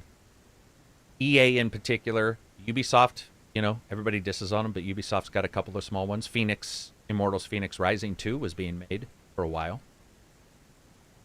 And they canceled that for more Assassin's Creed, which I'm not mad about. But I really liked that game. I like Immortals. Yeah, it was a great game, dude. Yeah, I'm assuming it didn't sell well, right? Speaking of that, let's jump to the new Prince of Persia.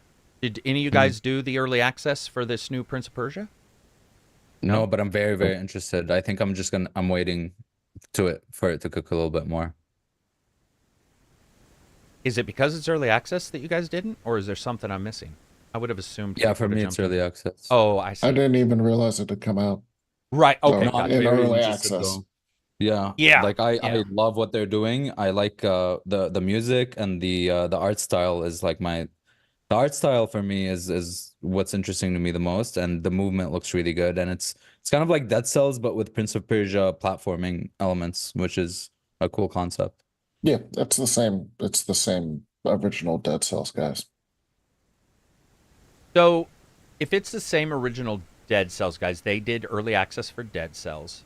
Ubisoft, I don't know if Ubisoft approached them for this or if they were already working on something. I believe the story is they were already working on something, right? Then Ubisoft approached them, if I remember that. I think so. Okay. And then they moved off of Dead Cells, and then so Motion Twin is one, and then Evil Empire, I think, is the other team. Okay. I see. Over Dead Cells. Okay. Right. You're right. You're absolutely right. And I think this is Motion Twin. So. Were you guys Dead Cells fans? I think Asa was, right? I was. Definitely. Mike, you were? Okay, Mike. So what got you into Dead Cells, and then do you see any of that shared in this one? Even though it's early access, I know you haven't played it, but does it speak to you? I mean, visually, movement, just Dead Cells had such fluid flow and movement to it. Like, once you really understood the mechanics, you could just I could flow even after death. Like, you would just loop back around and keep going. Sometimes a good roguelike hits you. And Dead Cells definitely was that. So I'm looking forward to see what they can do with Prince of Persia.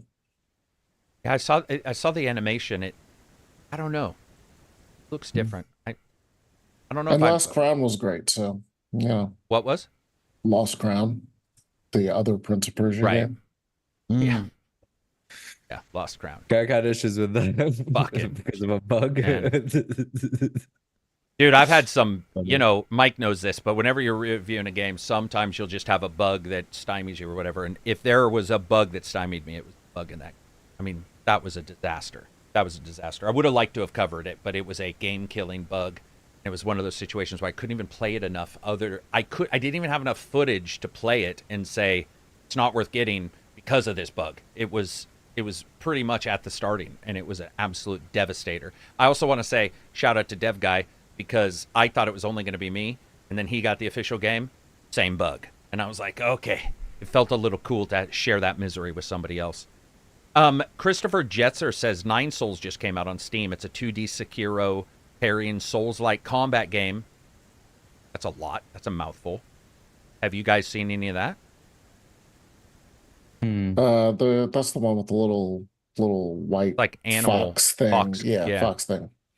I've seen it. I haven't looked any deeper or played it or anything. Speaking of looking deeper, this month, next month, is there anything other than like Elden Ring that you guys are looking forward to? Anything that's on your list of games to jump into? On games. Mostly just waiting to see the Summer Game Fest announcements. Yeah, I think this will be an interesting conversation to have post the PlayStation, Xbox, and some. there's right? yeah, nothing in June really. When's the I just picked Atlas up game? Paper Mario. Yeah. Did you? Oh yeah, the remake. How is it? Yeah, Paper Mario and the physical copy of Sea of Stars, which I did not touch because I was waiting for a physical copy. Oh, Mm, gotcha. So I'll probably get into those again. mm. I A think game that has been out for a while and maybe that was the one you dropped Mortals of Avian for. I'm just joking. I can't remember. When it comes to the future of this year, I mean, are we assuming that the Xbox and Sony events are going to show games coming this year, or do you think a lot of those are going to be a 2025? Ooh, I think uh, 25. So Other do than the I. games we I'm a know of. little nervous Yeah. they're going to be next year. Go ahead, Mike. Mm. We're also. I feel like they'll mostly show stuff from this year You just think so? because we don't have a lot for the latter half of the year. Mm. Like We don't. Yeah, we don't at all. Other than a couple of things. Let me give my we argument, and just then got Assassin's Creed announced, yeah, and that's coming later this year. So I mean, there'll probably be some 2025 stuff, but I feel like we need to fill out the back half of the calendar, and the Summer Games Fest is when that happens. I hope you're right. I just feel that what we need to do versus what game development cycle got screwed up by COVID and the releases that happened means that we may not get it even if everybody sees that gap. I certainly hope you're right. I certainly hope there are more stuff. You're right about Japan. It's just Yeah, that like Japan definitely got announced later than normal. Go ahead. Sorry. like if you look at the Wikipedia for 2024 in video games, like October and December is like Empty. 8 Yeah. games. Mm-hmm. Oh, And Metaphor is October. only 2 of those are really like big. Mhm. And that's Assassin's Creed and Metaphor Refantasia. Mm. The Oh other yeah, stuff Metaphor, is Reef, and whatever's yeah, that's for sure big. I have no clue what that game even is. yeah. Yeah, it So looks cool, man. there's a November that is just we just got Call of Duty Black Ops Mhm. 6, but that's October and November and nothing for December. Like nothing. Mm. Man, I hope you're right. I just feel like you can't rob Peter to pay Paul too many times, and it feels like we did that last year. And that the way games are releasing, there isn't much ready. So like I hope there is, and that's why we're getting late announcements. But I mean, I hope big time. And I guess I shouldn't say smaller games. I'm saying is there bigger games we're not aware of. There's one game from Microsoft that there's a ton of rumors going around that they do have something that's for this year that isn't Avowed and stuff like that. Also, I feel bad for Avowed in a weird way because we talk about these big games. Avowed is not mentioned very often. It just doesn't have any heat right now. It doesn't really have any discussion around it, and that could be because we're not seeing anything, I guess. I think also, I don't know. is it because are people? I feel like there's this weird burnout, or not burnout. I don't know what the word to call it is, but this like whole Microsoft thing and the games coming out from there, where people aren't giving it attention or something like that. They're just kind of brushing it and just expecting less, of Stalker, of Avowed. Not a lot of people are talking about Stalker either. Yeah, that's I true. think The other games. I think Avowed is mostly because my expectation of that is going to be like the Outer Worlds, Right. in that it's going to be like a mid-size RPG, like pretty lean, pretty tight, like doing some interesting and fun stuff, but it's not going to be like a super expansive Elder Scrolls or Baldur's Gate 3 style RPG. Oh yeah, I'm I don't just think not it would seeing that it would be that big at all. Yeah, I don't think it'll be even bigger than Pillars in terms of scope. I think it'll be smaller than Pillars. I think also when you look at Black Myth Wukong, we finally have data about that. That one's sort of hot right now. A lot of people want to see that, but I don't know. Maybe that's an issue with our coverage and not an issue with games. Like it is weird that we say that there's not a lot of conversation because not that you were directly saying this, but there's not a lot of conversation around that game because maybe it's not the big sprawling blah blah blah, but it's like, at what point do we have too many big sprawling blah blah blahs? It feels like I'm almost happier that Avowed is going to be they've been open too, that it isn't big, that it's not huge, it's not that kind of thing. I'm sort of happy for that, but it feels like the world doesn't talk about it if it's not. It's like there's weird something that's happening in game coverage and gamers as a whole where it's just like it doesn't get the coverage I think it would have, because Outer Worlds got coverage. It took it a while, but I still remember there was actually a huge amount of coverage. Maybe it was because it was futuristic and we don't have as many of those. I don't know. Go ahead, Abzi. Yeah, it also came at a time where people have been wanting like this FPP RPG back to roots kind of skill checks and all that stuff. But I agree with you in that I hear a lot of people being like, oh my God, loaded game again. Oh my God, we don't, all these big games, not enough time. We want smaller games. But somehow it's only like the big sprawling ones that are making the most money, or like that people are gravitating to. Like people are replaying Elden Ring, replaying Baldur's Gate 3 like 20,000 times. I mean, you saw Valhalla sales, obviously. Yeah. All these big games are the ones that are selling the most. So it's really weird. Asa, any of these excite you? Avowed, Black Myth? I try to Black bring Myth. up Avowed as often as possible, because that's been on my like most anticipated list for a little while. But Abs is right though. There is a strange thing where, particularly around commentary of games, there's this perception that everything needs to get smaller. We need budgets to go down. Like the big trouble with the gaming industry is budgets are too high and they don't need to be.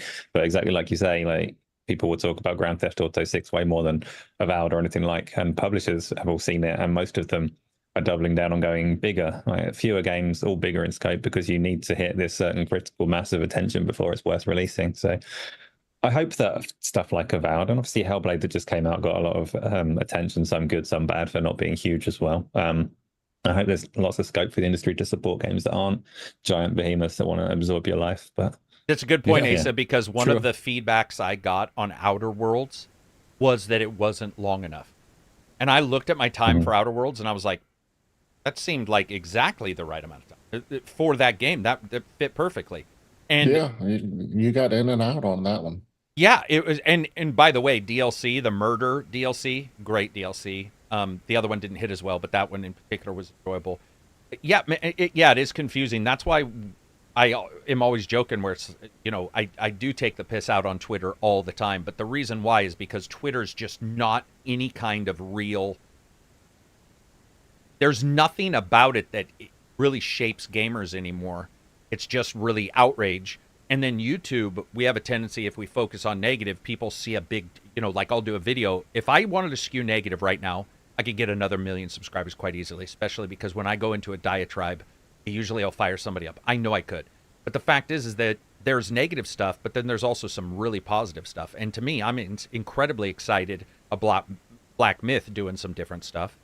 Incredibly excited about Avowed, even though I'm not a huge fan of Pillars Worlds. I love the idea of a company saying, we're not doing all this other stuff. But I do find it a little weird that when everybody complains, not everybody, I take it back, when you hear so many complaints about bloated or big, you got Assassin's Creed Japan getting announced. And what did I say years ago? It's their get out of hell or jail free card. It always has been. It always has been. It is break glass in case of problem. They should have broke this motherfucker before Ghost of Tsushima. That's their big mistake. Even though Ghost now, as people played it and returned to it, I've heard people picking things about it that I thought were an issue even day one. That's really nice for people to say, okay, it is good, but there's a couple little issues they could fix in too. It's just like Forza. Forza's break glass is Japan. That it really is. And you can tell, they know, because they stay away from it until it's like, they do. They don't want to be, it, man. They don't, it's like Tokyo Drift went early and now they're in space. Like the only thing Forza could do other than Japan would be driving on the fucking moon. And True Space is another it one. It is break glass. It's a perfect that's a perfect funny, description of what it is. And but they've talked about all these systems. I don't know if you guys seen it. I'm really excited for it, but I was excited for Valhalla and I liked a lot of Valhalla, didn't like some of it. But Japan has some really good ideas. This Assassin's Creed Red, I'll call it Red till the day I die, even in my review. But when you look at this this Assassin's Creed, They have some really good systems of bringing back stuff from the old games, like sort of the Brotherhood kind of stuff, being able to hire Light and people, have them dark. spy. Light and dark for the first time ever. Yes. If you Dude, break imagine water something, arrows it's again? going to matter. Water Yeah. arrows from Thief? I don't know if that'll That'd be happen. sick. Because how do you Yeah. put a water balloon on the end of an arrow? But we won't worry Yeah. about that. We'll let them Yeah. figure that shit out. Yeah, Go ahead, yeah. Mike. And like for me, I'm like people are like, well, I mean, Ghost of Tsushima's out, and I'm like, man, Ghost of Tsushima came out for For me like 2020, right? Yeah. 2020. Yeah. So like it's been out. I've played it. I've played it again on PS5. Even Rise of the Ronin. Like they're not really the same type of games. Absolutely true. And two, Yes. if there is a game that I like, I want more of it. Yep. Like, Sure. yeah, man. Like, Yeah. like just because Octopath Traveler 2 exists doesn't mean I don't want somebody else to do HD 2D games. Feed me, bitch. Like keep me. Well, yeah, I fed. mean, it would be weird to be like, I've had sex once, not going back to that. It was great, but I've already experienced it. It was really weird when you look at, like, especially these worlds, like Ghost of Tsushima. To me, I did feel that when I saw it. I would have loved for them to hit it earlier. I think it would have helped them because Ghost is great in its presentation and a bunch of stuff. Yeah, I really like Ghost. It's not really the same. But it's not the same. type of game. Like Yeah, the absolutely. traversal It's more of a is- presentation game. Like it's more of a presentation carries a lot of that game, I found. Yeah, which is not a bad thing. And Yeah. the combat is good. I like it Yeah, really it's gives fun. me the cool like Chanbara samurai feel, but like it's not necessarily Assassin's Creed in the same way. And Rise of Absolutely. Ronin wasn't necessarily the same type of game Or good either. in any way, shape, or form. Wow. Yeah, that's one thing. I know they're like different games, but Joking. I'm joking. It's not that. It's I'm still sorry. it's still kind of like I played a little bit of Rise of the Ronin, and then I played Ghost of Tsushima, and just the quality of like the animations and the detail, kind of it's a stark. Let's say it's a stark Yeah, contrast. they tried something. Yeah. I hope that the team at Team Ninja and Koei Tecmo gets a chance to expand on it. It wasn't. It is another one of those games I enjoyed, but it wasn't quite there. Yeah, I don't know about I you just guys. wanted open world Neo. That's all I Well, wanted. yeah, I think everybody did. I also think I think open world Neo is much harder to deliver than almost any other open world game. Neo is set up a very particular way with combat. If you went that drawn out with combat, it'd be weird. Because here, if I did this sign right now and I said I'm talking about a game, we would all know what I did. If I went, you'd be like Ghost of Tsushima, rock, paper, scissors. That is quite literally all Ghost of Tsushima is. Oh, okay. There's no I got problem with it, but that's what it is. And if you did Neo, that would be much more difficult to deliver an open world correctly without having it feel really hard. In fact, Well, that's what they did with Rise of the Ronin. They made it more rock paper scissorsy they with did their stances. because the Neo part that you wanted, what I wanted, would have been quite difficult to deliver in that game. Yeah. Also, the fact that everybody had really advanced glaucoma in Rise of the Ronin was a big boon for your horse. ability to fight. Dude, no, I mean, I was sneaking in front of a guy from like 9 feet away. Oh yeah. But all joking aside, they tried, and I'm all for them doing it again. That's the thing. I think a lot of people Yeah. think if you dislike something, you immediately are saying we never want a sequel I'm excited to for it. Cyberpunk too. So am I. Mm-hmm. For sure. Even if it's just a disaster, because I love chaos. But I hope it's not, because I would rather have them build on everything. But yeah, Cyberpunk 2. What would it? Cyberpunk. What did you call it? Cyberpunk. What was the Orion? year that Oh, you said? 2018. 2018, where I got confused. Yeah, this one would be like 2144 or whatever. Yeah. So, Assassin's Creed Shadows, worst name ever, by the way. Good job, Ubisoft. When it comes to Assassin's Creed Shadows, is there anything? So we've heard light and dark. We've heard destructible environments with some characters. We've heard the ability to switch the characters during particular parts in missions. We've heard different the environments. ability to lay prone. Prone. Let's go. Yeah. So there's Splinter two Cell big up in this things. bitch. Two big things with these mechanics that I hope they full ass, okay? The first one being this like light and dark and you being able to prone and stuff. I hope they just don't have high grass. I just don't want to see high grass or like this like high grass everywhere. Oh, you can just hide over here and then roll to the other one. It's like I don't want to no more of that. And the other thing is that they talked about something very interesting with the way they're going to deliver the story this time, which is kind of in a more non-linear, you're an assassin, you got your targets, and you know, you don't have to do it in order and all that stuff. And I hope they full ass this like exploration based non-linearity and not do like a weird exploration mode. Like I want it to be built around that player agency, which would be really cool, and have exploration matter. They said those like big towers that you could go over, they don't reveal all the icons, but it's kind of like Phoenix Rising, where you can look down and mark things you see that are interesting, which, you know, it sounds good, man. It sounds good. Anybody have anything else to add? I just don't. What's the what do you think is the I next break glass in case of emergency era? Cyberpunk. I think futuristic cyberpunk. Shadowrun is huge. I think that Assassin's Creed in the future would be huge. We've spent hours in our Discord coming up with what an Assassin's Creed in the future with like invisible cloaks and climbing skyscrapers, air cars. I do believe that they've already showed with Beyond Good and Evil 2 what their plan was for a world-spanning kind of cyberpunk game would be. And they all, I'm reading the excellent, by the way, book, the Assassin's Creed Atlas that came out. And they talk about the creation of every game and how different development teams will sort of hint to one another what they're doing. And this and other developers sort of hear that from one team at Ubisoft and sort of take some of those ideas and stuff. I would like to see a futuristic Assassin's Creed. I would like to see it. I don't mean the Animus, and I don't mean Joe Bob, whatever his name was, walking around really slowly through tunnels, whatever that guy's name. What was it, Desmond? Was that Desmond? Yeah. Desmond No. Miles. I'm talking about a cutscene where you flow into a game, you see a cyberpunk world, people walking around, you see a guy walking, and behind him you see a shimmering with rain coming down. You realize a guy's in an invisible cloak, stabs him with a creepy crypto Bitcoin dagger, and then climbs up some things, jumps on an air car, and flies away. I want to see a future cyberpunk styled game. I also want to see Shadowrun developed by somebody else. Microsoft owns Shadowrun, I believe. They got it from Harebrained. I could be wrong on that, but I would love to see that IP. I would love to see futuristic. I think that that's a place we just don't see often. Yeah, They it's funny because don't hit it. The two Assassin's Creeds that people have been wanting for a long time is Japan and futuristic Assassin's Creed, but not Desmond. Like that's the thing is when we say future, people are like Desmond. talking to like Kirsten future. Dunst or whatever her name was. I don't know, Veronica Marsley. It's not Kirsten Dunst, the other one. But like nobody wants that. That's not what we're talking about. We're talking about finally moving us forward. But you know, Infinity or Infinite. Assassin's Creed Infinite, they're already messing. We've seen it with Valhalla. We saw it with Odyssey, where they took the heroes from each game and put them in DLC in the other game.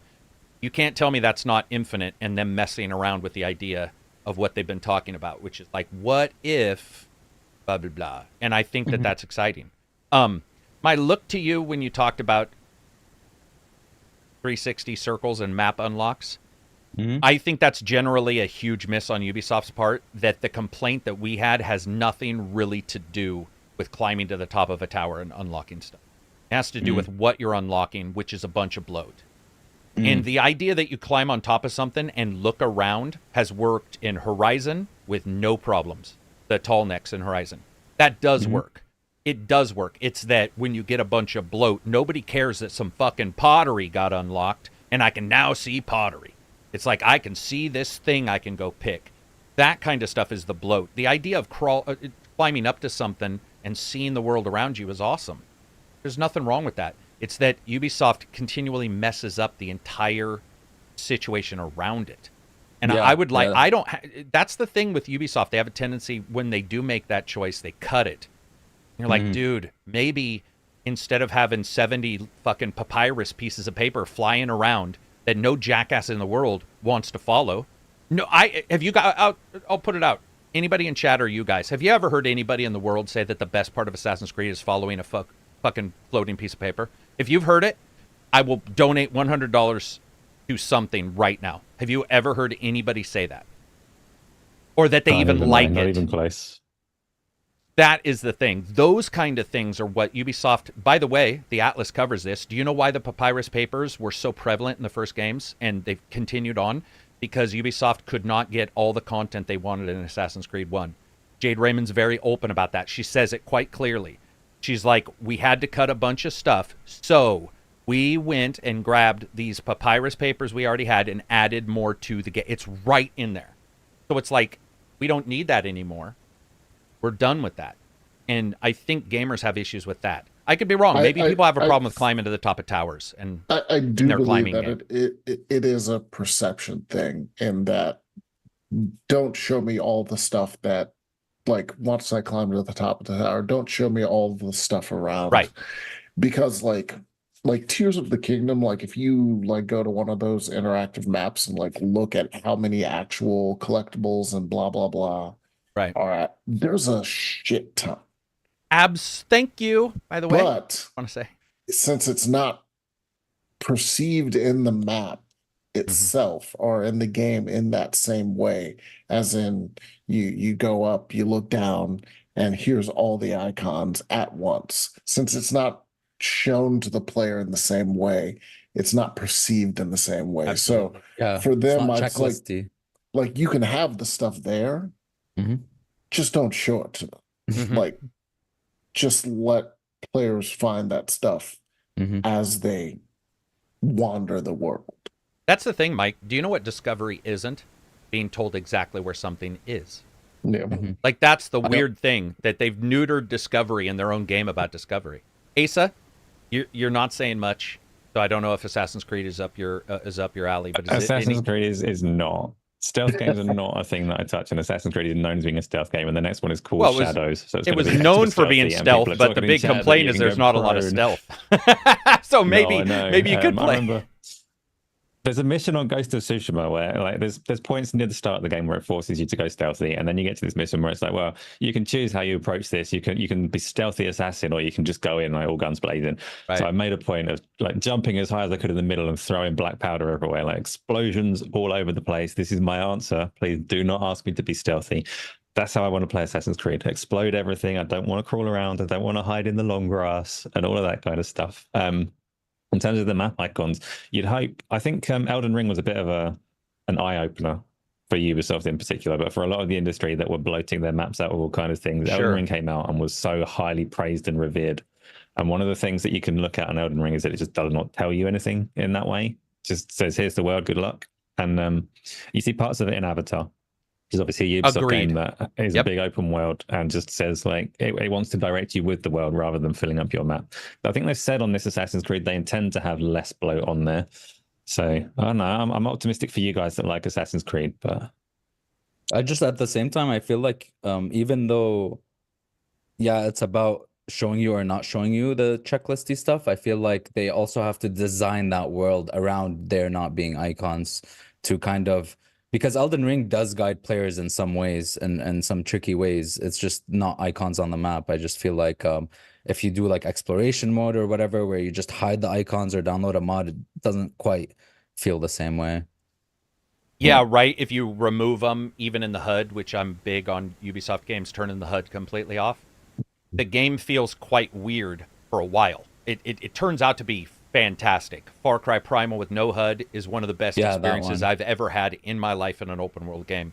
But it took a while. And by the way, this is so not planned by Ubisoft. They had a bug where you couldn't hit the A button to like get treasure without the inventory, or without the HUD, because the HUD was the trigger. So if you walked up to someone and hit A to grab it, you couldn't grab it because they had not, I guess, QA'd the idea that people might want all of it off. It's fixed. But yeah, I love these ideas. The bloat thing is really interesting to me because I think we all have different ideas of bloat, and I'm sure we overlap. But like, sort of like a diagram, there'll be places where some people see bloat and some people don't. Also, because they are straight up world exploration porn in a good way, just meaning they are blatant about it. I'm excited to see Japan in that way, and the idea that Mike could be playing in autumn and I can play in winter, and they stated very clearly that in those 2 seasons, including the other 2 seasons, you will see massive changes to the landscape. I'm excited, but I'm going to tell you guys this. Every single time, almost every single time, Ubisoft has stated a bunch has changed, not much has changed. And I include Mirage in that. Mirage had some things that still felt very much the new style of game, and that's because they want to hit people who do like the new style of game. They don't just want to say, we don't want people to buy this. That's idiotic to even think that they would do that. So I'm not holding a ton of hope that there won't be at minimum. If Ubisoft bloat is at light level, it is still going to be at high or medium level for other games. Is what I does that make sense? Like Yes, yeah. yeah. So relative to like other relative games, yeah. to other games, their idea of exploring, they want you to feel like you get something. But look at Assassin's Creed Valhalla. One of the biggest problems they had was those goddamn doors, and you would go to discover, and then the door would be locked, and you'd be like, "What?" And you had to go into a cave, and you're all, "How did the other fuckers get here? Like, what is going on?" Just None of it made fictional sense, even in their world. That I hope is gone. Don't stymie me. What were you saying, Ebsy? It's just weird because I think they knocked it out of the park with the absolute crazy amount of variety in those little side quests around the world, those little sub stories. Yeah. But then they just go back to that, very annoying, very repetitive thing with the design of the treasure stuff. I don't know why they did that. But I feel like they, sometimes I feel like they're scared of people getting bored or something like that, or people not being familiar with something. That's why maybe in Far Cry they throw chickens at you every 2 seconds or whatever. I feel like sometimes they just underestimate or overestimate how bored a player can be or how much dopamine. You know what they I think need. they're afraid of too, Absy? I think they're afraid of you going to a hut and there's nothing inside, and me making a YouTube going, "Look, there's nothing inside." I'm not joking. Yeah, probably. I'm not joking at all. I firmly believe the idea is that, you know what would be cool, guys? What if they did, you know how in the current games you can adjust the difficulty? We were playing Valhalla and a couple others, Odyssey, you can adjust the spawn rate, you can adjust the levels of enemies. Can you out-level them, something that people wanted? You know what I would like? Treasure rich or not treasure rich. And so in my decision making, I could choose a difficulty and say this is a resource lighter version of the game. And it wouldn't have burlap bags filled with gold and this guy's poor and begging for money right outside the door, which is, by the way, what happens all the time. I'm not saying that doesn't happen in real life too. We know that does. But I'm saying you go in, you're playing Origins, and a guy's like, "Can I have some money? I can't feed my kids." You give him some money, you walk into his hut, and he's got like 100 drachma or whatever. You're like, "Dude, what is going on? Like, is he just, is he fooling me? Is he pocketing this?" And you start building an idea. I'd like to have the ability to adjust it and say, I want a game that's a little immersive mode or like RPG mode. Yeah, or just call it, like the higher difficulties have less stuff, and then you can choose to play, something like that. Moving on from there, though, lastly, anything for Assassin's Creed, Shadows, Red, any other stuff you guys want to see? How about this?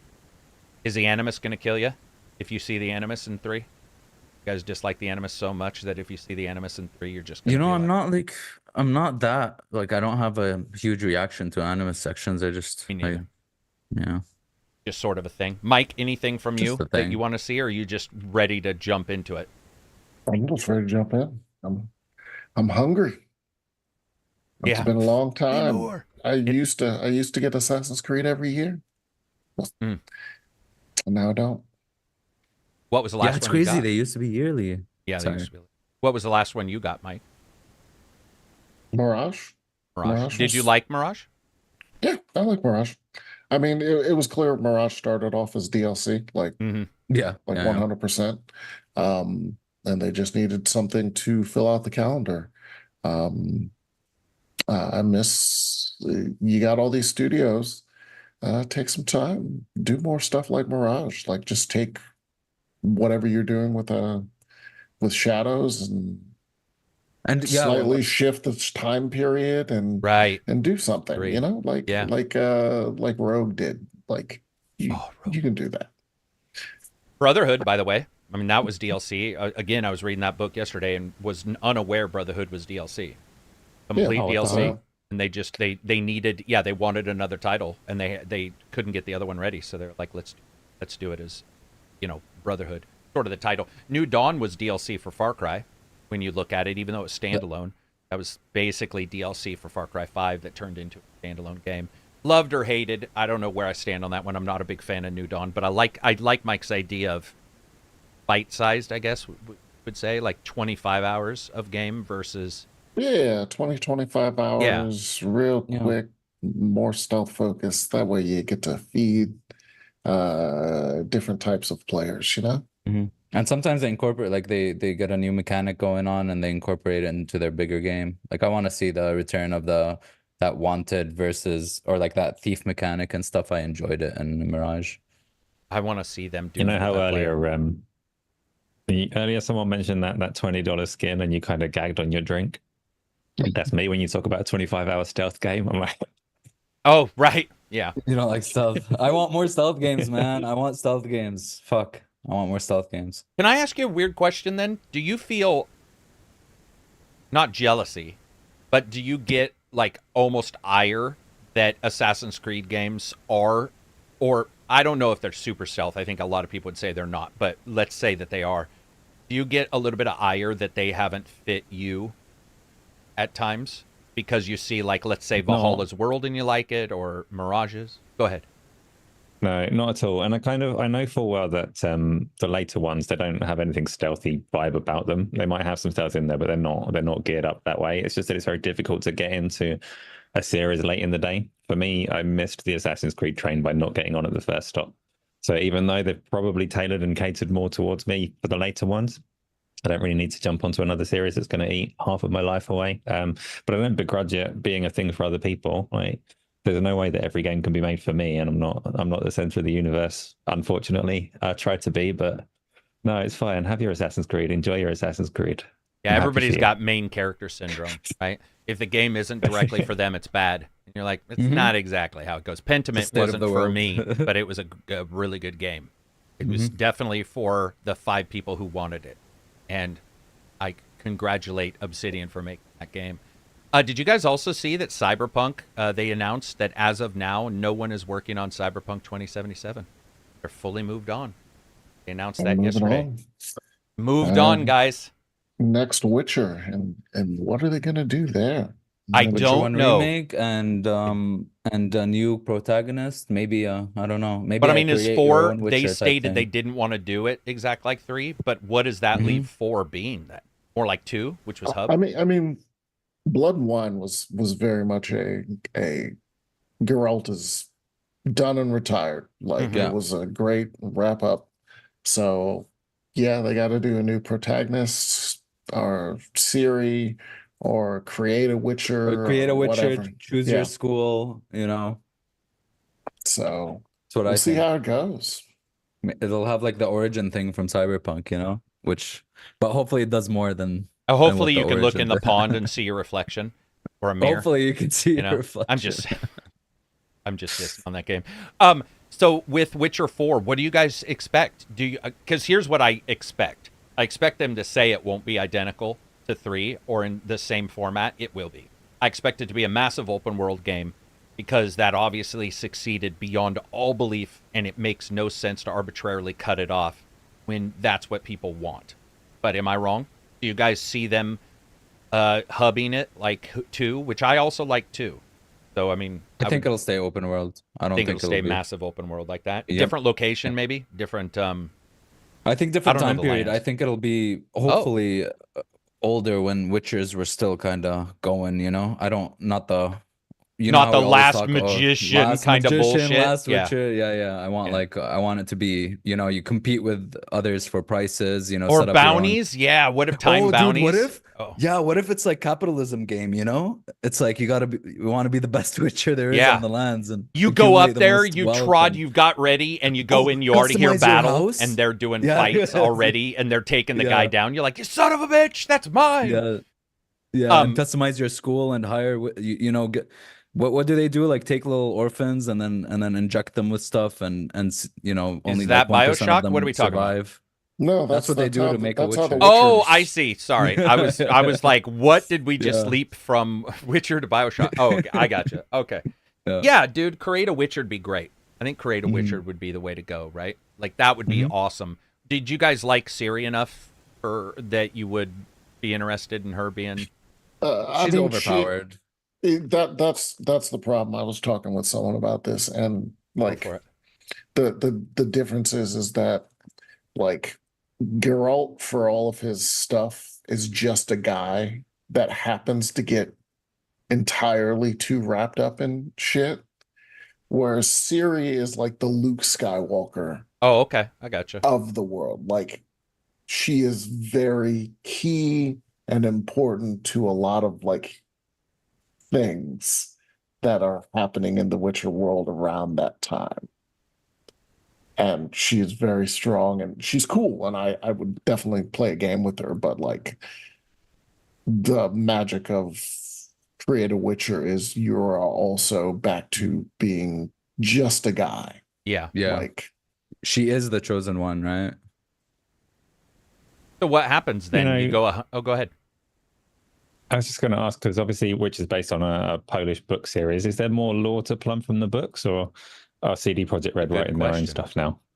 There probably is, but I think honestly that CD Projekt Red are just like, hey, we got the rights. We're not particularly interested in the rest The of author your books hates right them.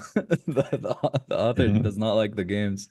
Yeah. So like I don't think they're gonna go back and like talk to him and be like, hey, what do you have? I think they're just gonna do whatever they want to do. And so here's something that I'm reading in chat. Multiple people have said, I said, what do you want from Witcher 4? And they all said, or many, combat being better. And I would agree as well. I think I liked Witcher 3's combat once they patched it. I think it was second or third patch where they fixed some button prompts. I like Witcher 4 or Witcher 3's combat well enough. But I would love to see it a little bit cleaner. And this is a problem that Witcher's had. Witcher 1 had it and Witcher 2 had it. That combat has never felt as good as I wanted the combat to feel in the Witcher games. Even though I like the Witcher games, in particular, not 1, but 2 and 3. 1 was really rough, but I would love to see them fix it. After Bloodborne. 3 came out after Bloodborne? Yeah. Man, that's a long time ago. So it was a huge, like... Really? Yeah. Yeah, so I would like to see that repaired. Asa, are you a Witcher fan? I am. Yeah, nice stuff for me in that one. Yeah, no shit. So is your plan then? Is this something that, I mean, you're interested in, like a new Witcher? Yeah, and they've got it's not the only Witcher project either, is it? So they're doing their weird co-op thing on the side as well. Oh, really?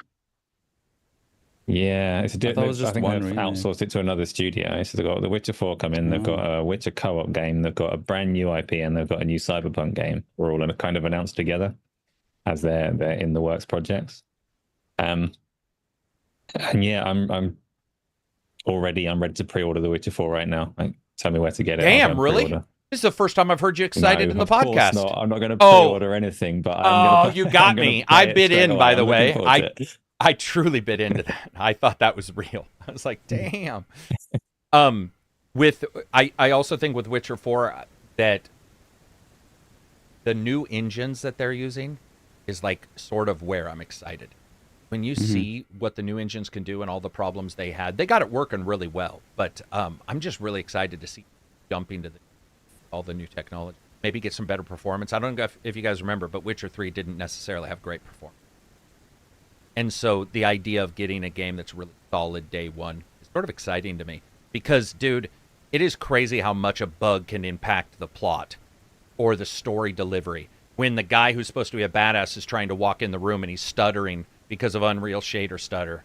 Or he's like T-posing in Cyberpunk and you're all, this is no longer as cool as it. I mean, if Darth Vader T-posed on his way in, you'd be like, what the fuck? This is not as cool. Even if you played it again, you'd be like, it doesn't hit as hard. So the games that have less bugs and the games that you can see delivered fluidly, I'm excited for. I would also like to see Witcher 4 handle... So Witcher 3 had a tendency for me to be a little too dire. And I don't know if I want more fun in Witcher. That would sound stupid. I would sound like an idiot. I don't mean fun like riding a merry-go-round. Because it had its goofy stuff. But more life. Yeah, there was something... Did you play the Blood one? No, see, Abzi has played both. I played a little bit of one of them, Heart On, or whatever the fuck, I don't know what it's called. Heart of Stone. Heart of Stone was the darker one. Blood and Wine is probably more what I'm talking about. More what you're looking for. I see. So it's a little bit more whimsical. There's a little bit more fun. It's lighter. The color palette is much brighter in the region. Well, that sounds like exactly. Is that the second? of the DLCs? Yeah, that's the Interesting. And you decorate So- a house, and So he like goes to a different region that's more The Witcher painting a house. more like medieval fantasy, like Oh, honor and Okay. chivalry and stuff. And Yeah. then it's kind of it's a lighter tale, even though it does involve a vampire. And then it sort of ends Geralt's story. It's sort of like, hey man, back where you're from, everything sucks, everyone hates you, but you're pretty cool. You've done a lot for us.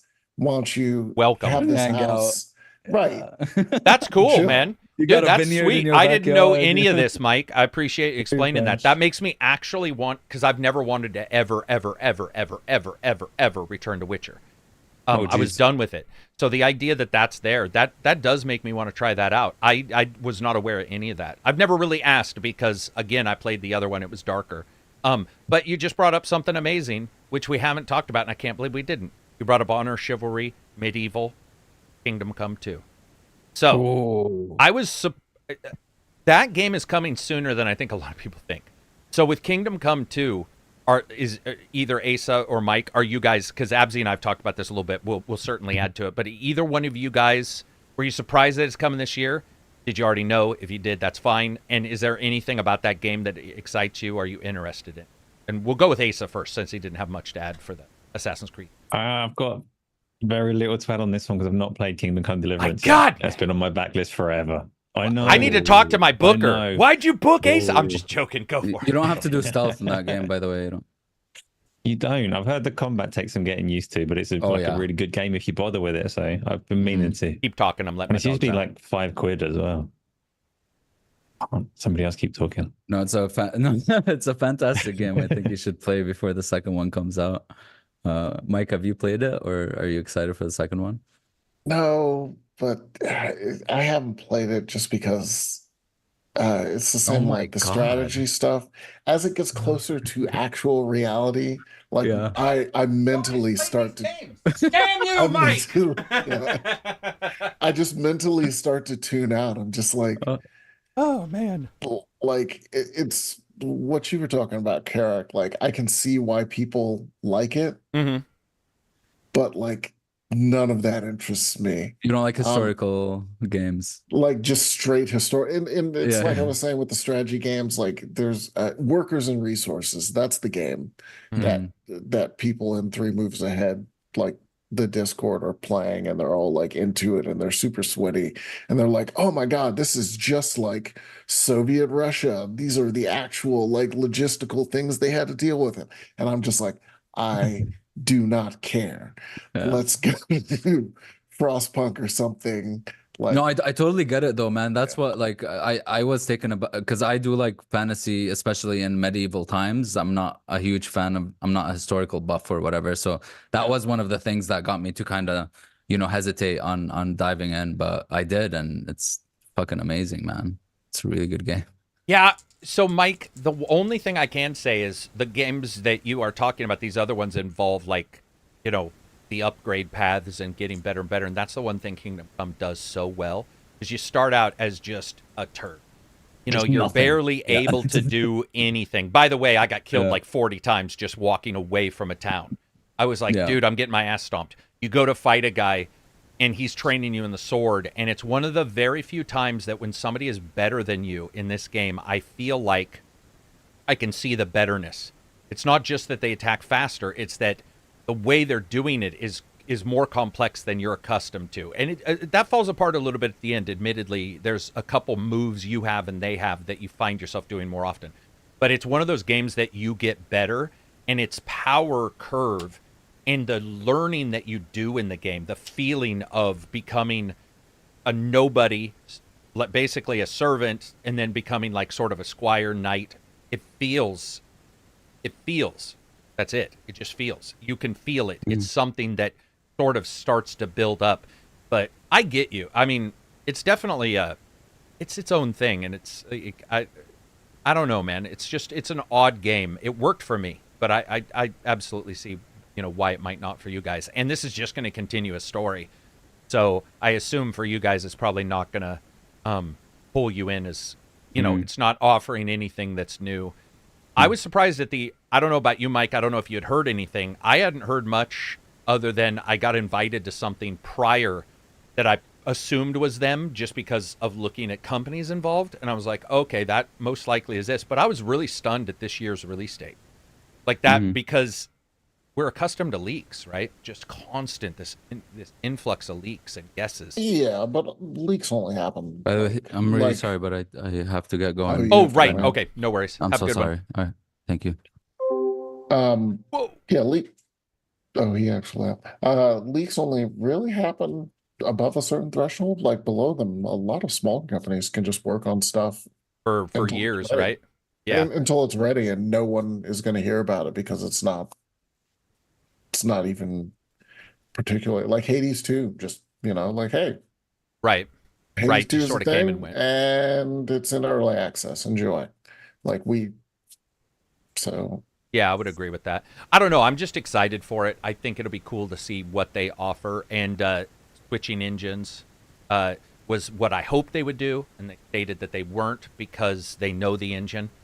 And they just decided to stick with what they knew, and that allowed them to release it earlier than expected, which actually is very cool because, as you guys pointed out, 2024, at least right now, doesn't look super filled out.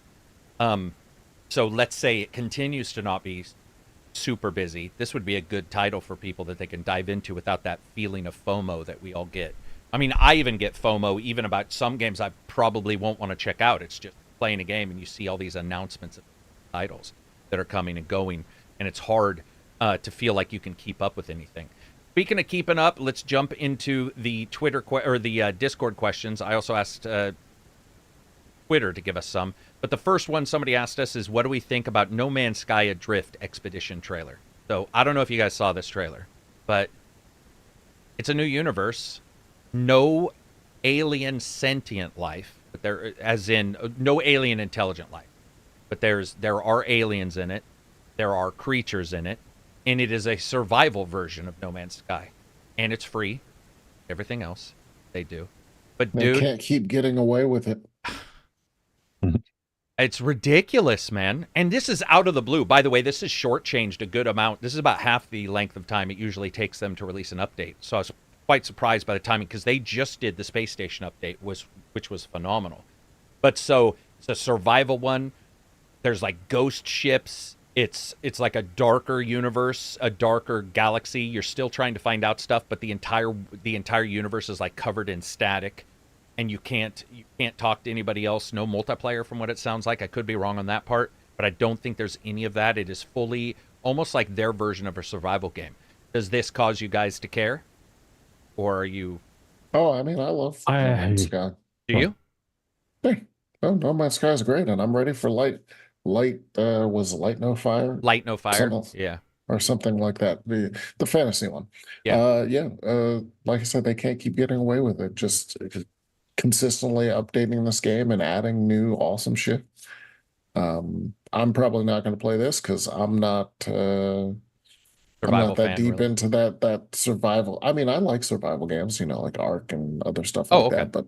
But and No Man's Sky with like nobody and just I'm like, I don't know if that doesn't appeal to you where it appeals to you in the other ways with you. Yeah. What about you, Asa? I played No Man's Sky the day that it came out, and it didn't feel very nice, so I stopped playing it the day that it came out. I jumped back into it a few years later into VR, after they've done numerous updates and their UI overhaul and all the rest of it, and it was like massive and intimidating and really difficult to get into, just because the UI is not, for all of their tweaking, it is not user friendly whatsoever. Not at all.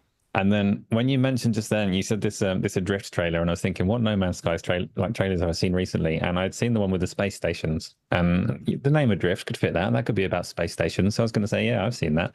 But no, the stuff that you just described is completely new to me. So I hadn't seen anything of this survival thing where you go into a different universe and those static and survival elements and all the rest of it. Very strange. Definitely not going to draw me back into that game, but Mike's right. They're up to something. There's got to be like some kind of tax write-off going on, or who knows how they're supporting these games for 10 years. They said they're doing it for the next one as well. That's a 10-year game for them as well. Content on content on content. What's going to be the right time to jump in and play it? Is it going to feel terrible on day one? Should I wait until year 9 and then? Oh yeah, that's then for give it sure a go? Thing, right?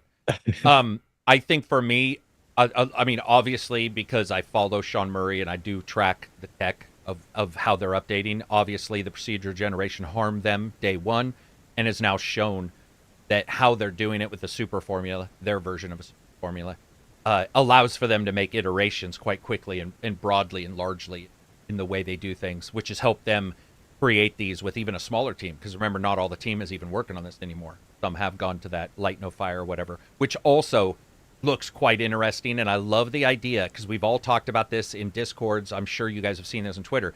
People saying what would happen if they took the galaxy and said, screw that, let's simulate one tighter location. And I say tighter, but it's a planet, you know.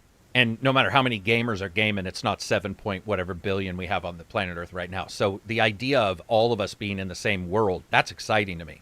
Except if I get spawned in a shit-hovel location.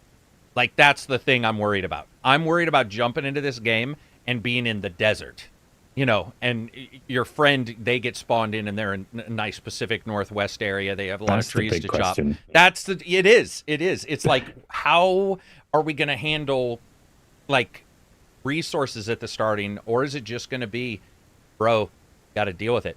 There's going to be flyable mounts. There's going to be all kinds of crazy stuff, so I'm sure you can fly. I think it'll be very interesting to fly long distances on a dragon to explore without a hyperspeed. You know, are you going to have dragon speed? Are you going to be able to, like, crank the dragon and be like, all right, let's go super fast so we can travel the Earth quicker? I don't know all of that stuff, but it's exciting to me. The futuristic stuff. Are you going to be able to fast travel to friends? That's the big question for that one for me. Like, because otherwise you do spawn in different places and it's a very lonely game. I assume warp gates, right? Magic, maybe. You know, yeah, and then it suddenly feels a lot smaller, right? Yeah, so. Dude, exactly. People don't. This happened with Dragon's Dogma. It happens with all the games that offer fast travel. You have to do it right. You have to, if you have fast travel be available to everybody, the world feels smaller, or available easily. Then you have to decide what causes a person to walk versus drive, versus something else. But I'm excited for it. When was the last time you guys played this? No Man's Sky. I played it last week. I dabbled with it when the PSVR 2 came out. PSVR 2, and you said a couple months, Mike? Yeah, it's been a couple months.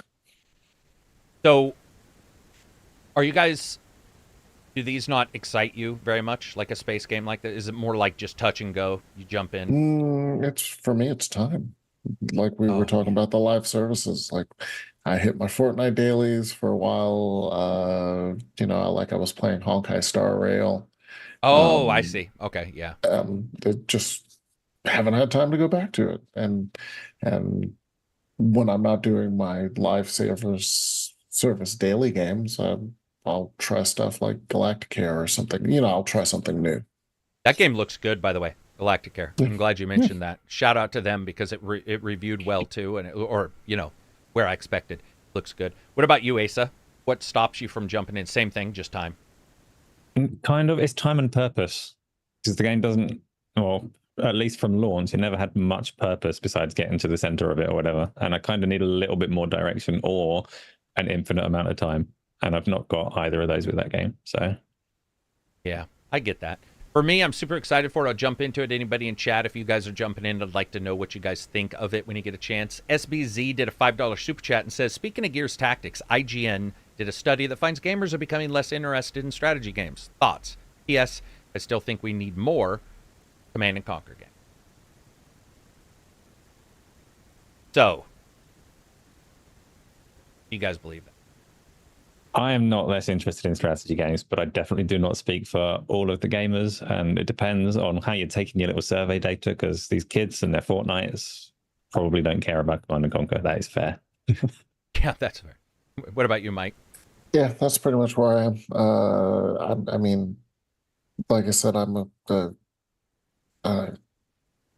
not guest, somewhere in between a guest and a host on a strategy game podcast. So I care about strategy games, and I know enough people do, because I can see the numbers for the episode releases. So yeah, people care. Do the youth and does the average consumer? Probably not. You know, those games have probably always been niche Like you were talking earlier, like, oh, I want to play games, on the couch on a controller. Strategy is usually not that. Unless you're talking about something like, a Fire Emblem or something like that, a tactics game. So yeah, it's fine. It's fine. Not everybody's gonna like everything. And I and the youth have the mobile games. So also, this is the only thing I can speak to any slight expertise. This is what I did prior to this job, looking at survey data, running situations where you pull people, and I can tell you instantly that when you're pulling people via electronic devices, you're going to get a younger crowd. And so the poll itself and the way it looks like it was done sort of skews towards a group. So if I went to a swim meet and said, hey, yo, do you guys like football? I would get an inordinate number of people not liking football. And it's pretty normal that you expect that. These kind of polls, especially surveys, it depends on the game. Griffin Gaming Group is very good. They've done some really good ones. There was the one that GDC that they did about people worried about the future and service games and all that. That was good because it talked to the developers, the ones making the games, but it was the ones making the games at a GDC. You only have that specific focus. I think with this, they're probably right, but also there's less strategy games being delivered to a group that I think they're harder to make on a PC that big and like something somebody wants to buy, where maybe on a mobile they are a little bit easier, but the strategy is less. It just is less because they're delivered in a certain way. So I don't necessarily think it's less. I just think that the people who respond to those queries and polls, I'm not going to lie to you guys. If I get a poll about video games, am I answering it? No. Would I have answered it when I was 18? Yep. There's a certain apathy that it's created as you get older and you see all these games that at some point you just stop answering the same question. I just feel it's like quite, depending on who the sample is as well, it's quite a broad question because they could be talking about strategy games and the people answering it could say, yeah, I've not played Clash of Clans for 2 years. So no, I'm less interested than I used to be. Right. And that's not the same as the kind of strategy games that Mike is talking about. So it's not exactly. like, yeah. Yeah, and also if somebody says, hey man, do you want to play Anno or do you want to play Crusader Kings? I assume there's an inordinate number of people who would want to play Anno over Crusader Kings because that game is known as this dense, insane strategy game. That's, those people, there's a certain people who like that. And I think when you say strategy, like you said, that's really broad. I mean, hey, strategy can be in a fighting game. There's a ton of strategy in a lot of fighting games. Like, what are we exactly talking about? I think Call of Duty and stuff, or not Call of Duty, but not Call of Duty. Sorry. I meant Command and Conquer. Those kind of games also have strategy, but they're considered RTSs. And I think a lot of people don't consider those strategy as much as they consider them an RTS. And I think that's the problem with genres, right? Genres get really messy, man, especially lately. Mm-hmm. You start talking about a game and somebody drops Dark Souls-like, and you're all, really? And then you look at it and you're all, oh, you know what? It does have a Dark Souls-like. But Dark Souls-like is so general by itself. Like? Well, it's on a digital platform, so it's somewhat like every other game. And then the entire conversation sort of goes amiss. How do you deal with that, Mike? You guys are doing a podcast about strategy games. Let's say I wanted you guys to cover a certain strategy game. Is there a level of strategy that you guys consider light to the point to where it's not really strategy? Or do you consider, or are you guys just like, hey, if it says strategy somewhere, or if it involves resource, we'll talk about I mean, because like Galactica and some of the other games aren't really strategy games; they're more sim games. Mm-hmm. So we still count some of those, and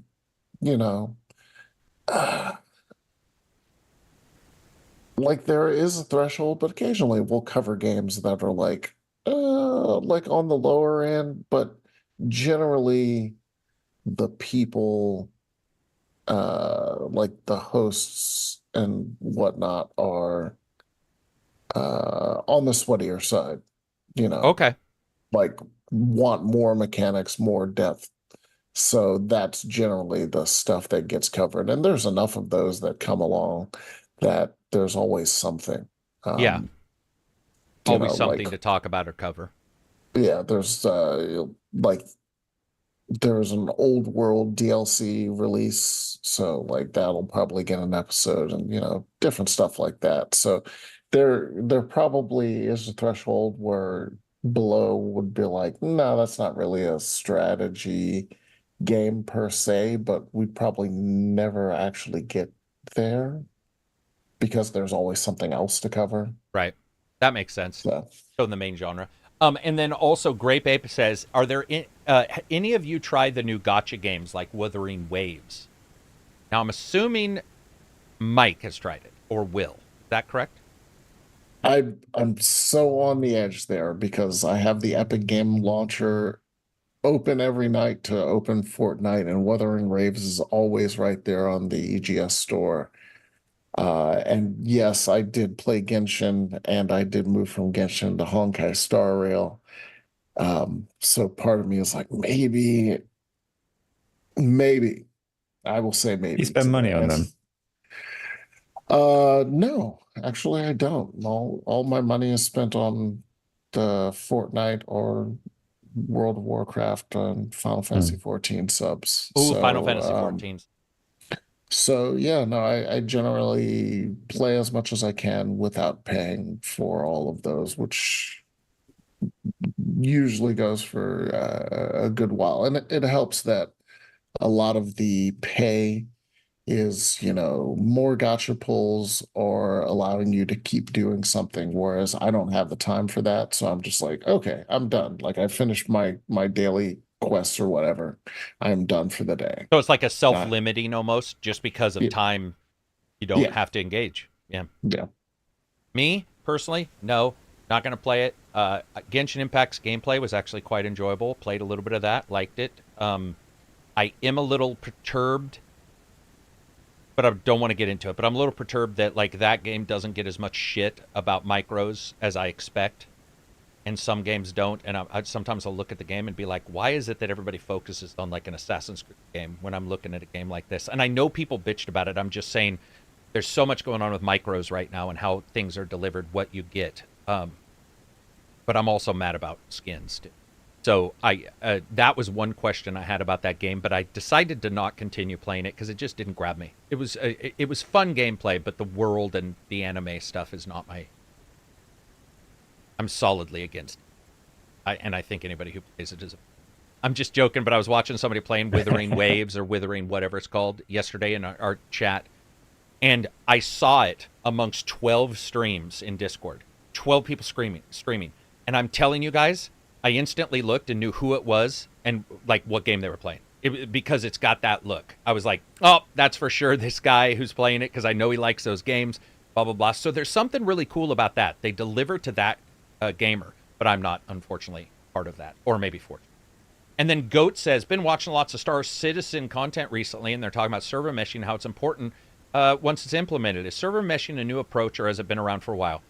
So I can answer this, and I'm sure Mike probably can, because as MMOs come and go, there's been different people doing different technologies. Server meshing for them, though, is pretty sweet. Basically, from what I understand, is it checks multiple servers, and as you're playing, if there's any instance of issue on your server, it immediately bumps you to another one so you don't get like a disconnect, that kind of stuff. And then also there's something that they're doing that Indio, who's Abbreviated Games, you guys should follow him. He does really short reviews, great coverage of games. He covers a lot of Star Citizen. He talks about it a little bit more in depth than some of his conversations on Twitter or his stuff on YouTube. So I can't speak too much to it. But from what I understand, it's just Chris Roberts' idea of how to do basically Passover between servers whenever there's issues and to keep everything at the lowest latency possible. Mike, do you have anything to add to that when it comes to server meshing? Do you know much about it? Yeah, I think it's just mesh networking. So and just like really redundancies. Dynamically, yeah, serving. Okay. So I mean, I don't think most other MMOs run well. A number of them do dynamic server allocation, just probably not in the same way that Star Citizen is doing it. Yeah, I think they do the thing where they shuttle people to one, and then if it gets close, they shuttle them to the other one, right? Right. Versus this, which is they're running concurrent in some way, bounce between. So yeah, I don't know. I mean, I don't know. Star Citizen has a lot of tech. I think we can all speak. I mean, Star Citizen is trying a bunch of stuff other than getting the game out. I was about to say, but when will the game come out? I played my $50 worth. I'll tell you that much. I enjoyed the hell out of what I played. But I'd like to play the game. You know, like I've done some missions. Had a great time. It runs so much better than it used to. Still doesn't run as perfect as you want. But as we get to this part of the podcast, it's time to talk about personal stuff that we enjoy outside of gaming. Well, it can be about gaming too. But I wanted to ask Mike something. So you got some omnibuses there for Batman. So I just got one for Batman. I got one that I think it's all the new 52 Zero episode Zero. Zero issues. Thank you. Yeah, all in one. I'm finding with the omnibuses, I'm not using it though, because I thought I was going to read it, but I found that when I open it, it's really tight in the center because there's so many pages. Do you actually read those? Or do you buy them more as I'm a collector, I buy these? So this is in the old picture. I actually have a lot more omnibuses now. No, I don't read them in the physical. Once you get to a certain, like, the one over here, and it's of course shutting me out. It's the Batman Detective comics run by James Tynion the Fourth. It's so big. And I have another one, the Immortal Hulk Omnibus is also so thick that it's essentially unreadable. Right. As a physical thing. So I buy them mostly to have them just in case. Same with the DVDs, the Ultraman DVDs up there. I actually just purchased the entirety of the original Perry Mason on DVD. No shit. Awesome. Even though I'm watching it on Prime Video, just because I want to say, was it Nintendo? I think that when Nintendo closed an eShop, I was digital, like all digital on everything. And then I think Nintendo closed the 3DS eShop or one of them. And I was like, oh, that would be annoying if I lost all of this stuff. So I just started rebuying games. Like I have a sizable physical Switch collection at this point, and I'd say a good third of it are games that I already own and played on digital, and those are probably never going to be opened because I don't necessarily need the physical, but I want to have it there in case a movie goes away. And like, I bought the Perry Mason, I bought Horatio Hornblower, like the A&E movies, because you can't get those on streaming. So it's just like a lot of stuff that I'm like, I want to have it physically, but for most part, all my comic reading was on Comixology. But now I just buy the issues directly from Amazon each week. And then old stuff I generally read. I have subscriptions to Marvel Unlimited and DC Universe Infinite. So I do a lot of digital reading, and then the physical stuff I buy just because I'm like, I want to have this somewhere around that I can, like, if it goes away on the digital, which a lot of stuff can at any moment, that I have it.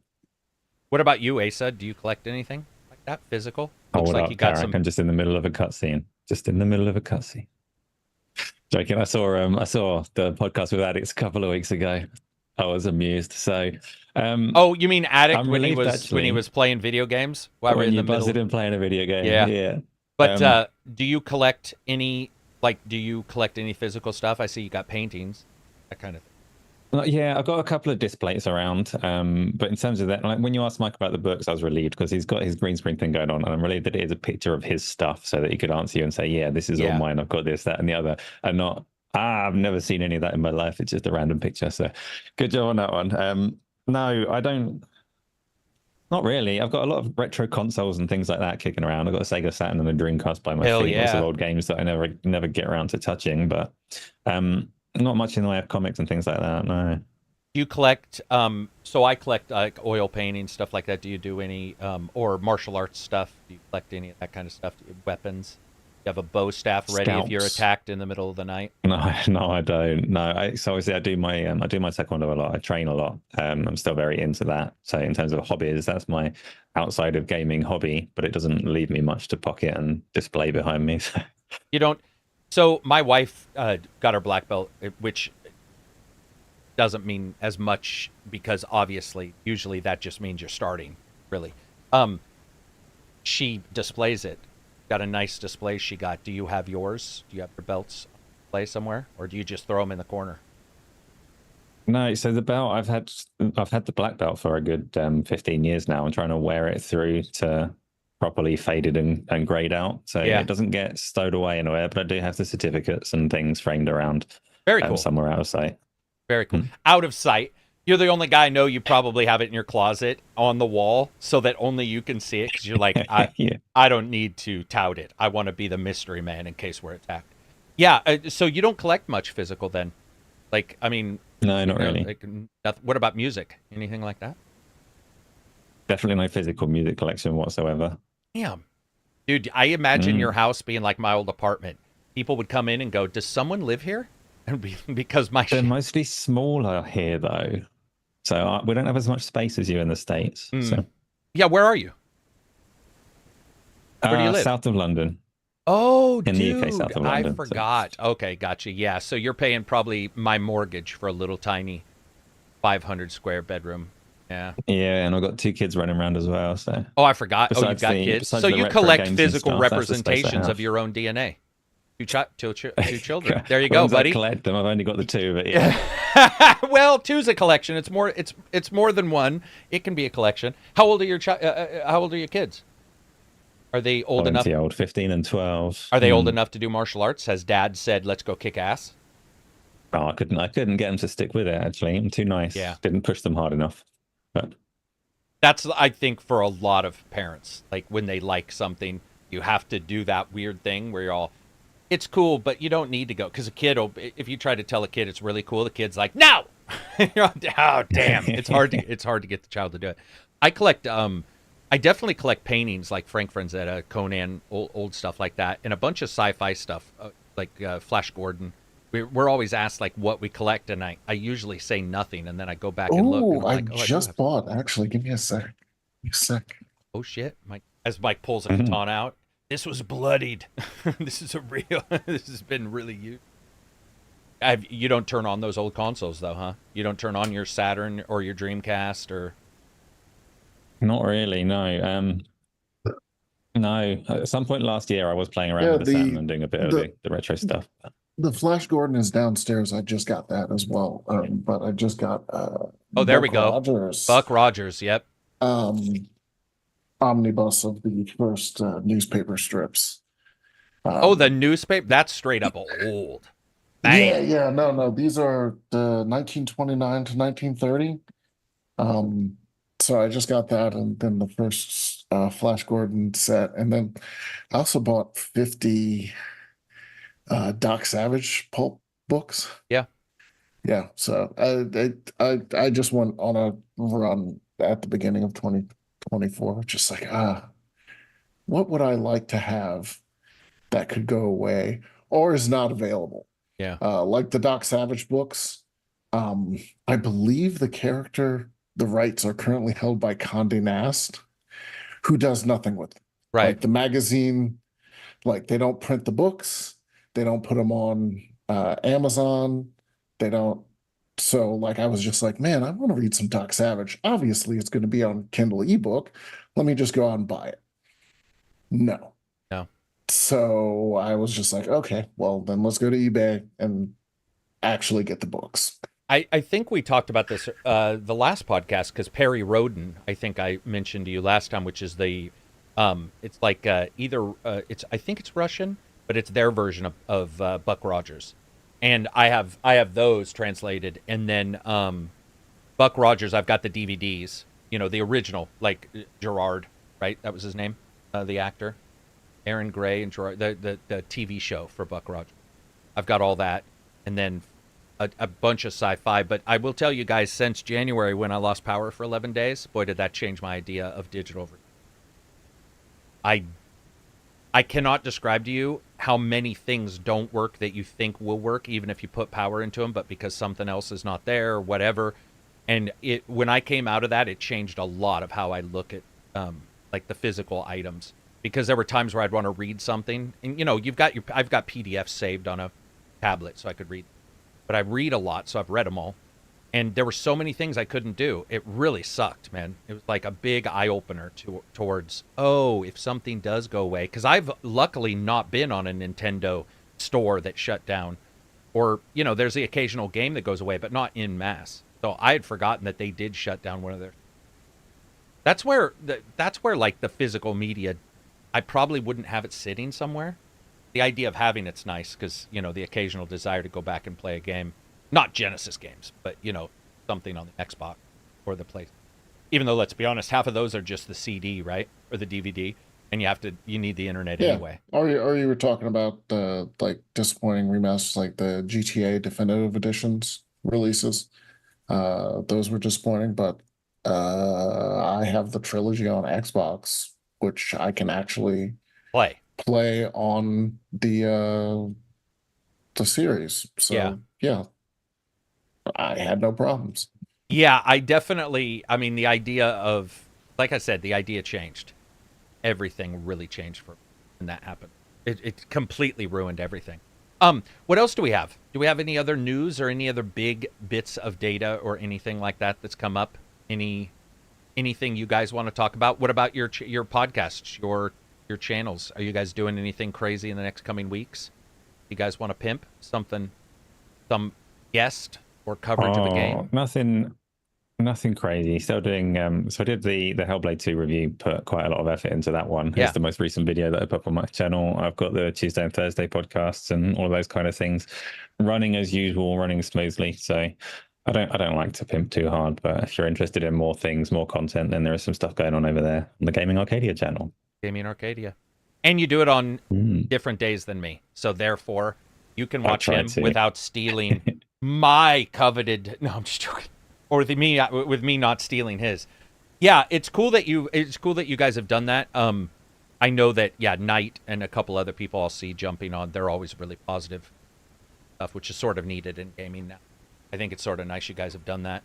Do you guys, I mean, you said you were doing streaming too. Are you streaming on that same channel? Is that where I'm seeing your Baldur's Gate stuff when I was jumping on your Baldur's Gate streams a couple weeks ago? It was. As of yesterday, I've decided to keep my streaming kind of separate. So I stream on a different YouTube channel, which is just the Acer Games. Right. And the only things on there at the moment are the streams I did yesterday that were classic Final Fantasy VII and Warcraft 3. And whenever I just feel like doing things off the cuff, then I'll go over there and do that, so it doesn't clutter things up.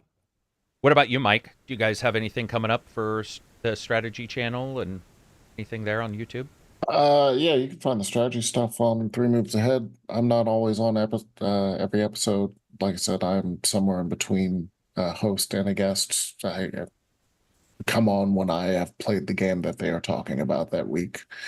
Otherwise, I'm on Twitter at AutomaticSen, on Blue Sky at MH Williams, and doing my J job. I actually spent the first half of this year relaxing a little bit. Like, I just came into the year and I was like, let's not do a lot of extra stuff. Mm-hmm. So it's just the day job, and then now I'm like, oh, okay, it's time to get back in it. Papa needs a new iPad and needs to get ready for that RTX 5000 series. So, oh my god, yeah, this is a new PC today. That was a bitch because I didn't want to spend money because same thing with Asa.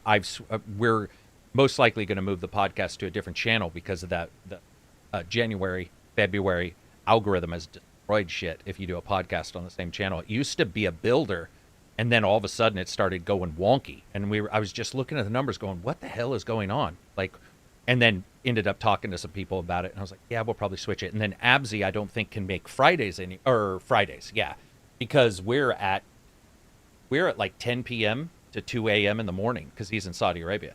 So it's like he's been showing up during if he wanted to go on a date or if he wanted to do a family night. It was like we were stealing every Friday, and he's been warning me since like December. He's like, dude, I just don't know if I can do every Friday.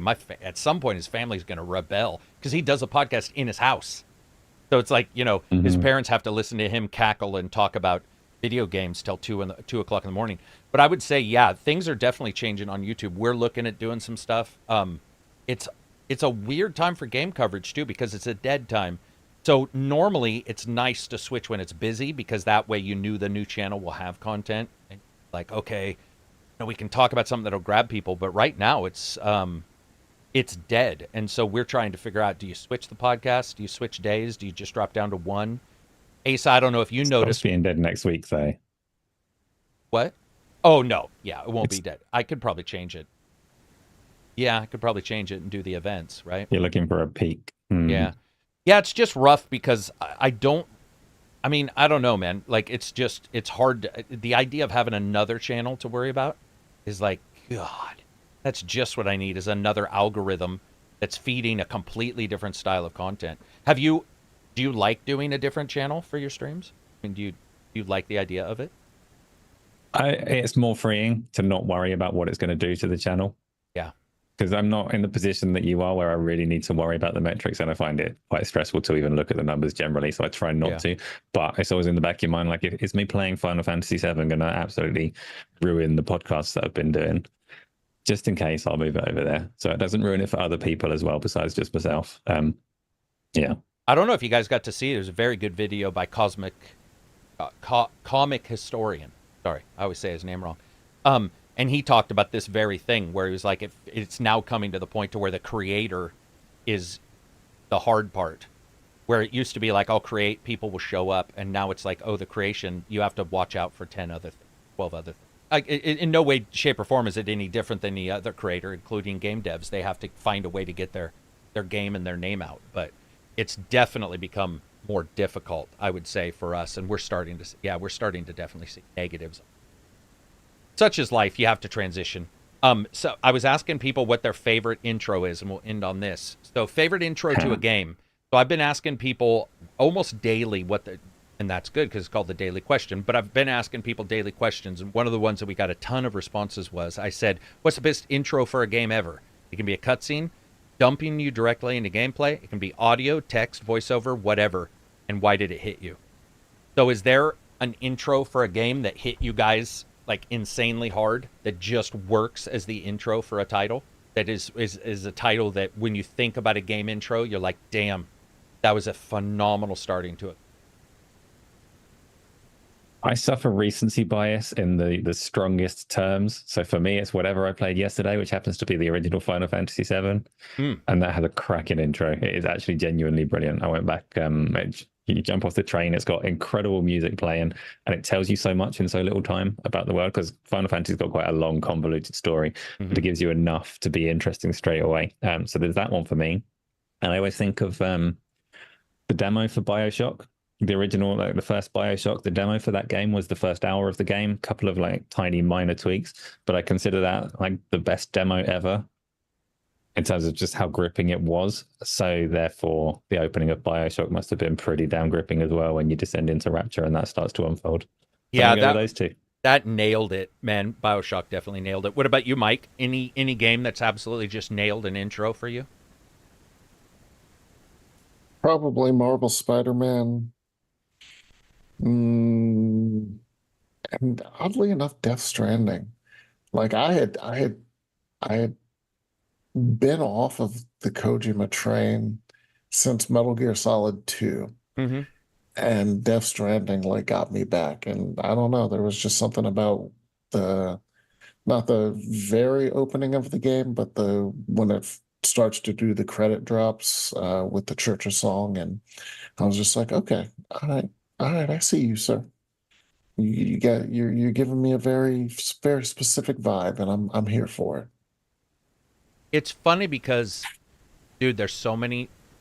Weirdly enough, I actually think the starting of Fallouts, when they say, war never changes, even though it's just a simple line, I've always sort of resonated with that. But for me, definitely Well, see, the intros, it's so weird because sometimes an intro might be a title, then you go into the thing. And so even when I asked the question, some people were confused of like what exactly I meant by the intro, because somebody else said The Last of Us, starting, where certain things happen.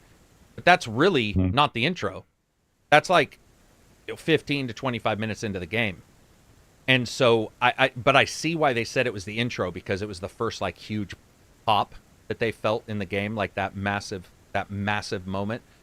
But for me, weirdly enough, there's a lot of games I don't like where I liked the starting, or I didn't love the game, but I liked the starting. And it's going to sound off, but I do think that Far Cry 5, when you meet Joseph Seed and the starting and the religious overtones of coming in to arrest him, and the very creepy, very off-kilter vibe you're already getting from the people on your team, and him like spinning all of these religious overtones at you, and you're going in to arrest him and people are calling you the deputy and you're trying to figure out exactly what you're doing.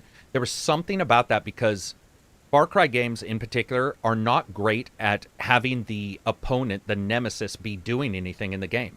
You guys have noticed that. They'll introduce the jackass and then he'll be calling you on the phone and then half he'll the be time. Gone. Yeah. Yeah. And he's on the radio and he's like, ha, ha, ha, ha, ha. And you're all, dude, if you're the bad guy, I need you here to do something. I think 4 that let you sit at dinner and into the game? Was that 4 with Pagan Min? I think that was 4. Yep. That was phenomenal. Just, dude, ignoring that, a person may not like Far Cry, that was a really awesome way of throwing things on their head.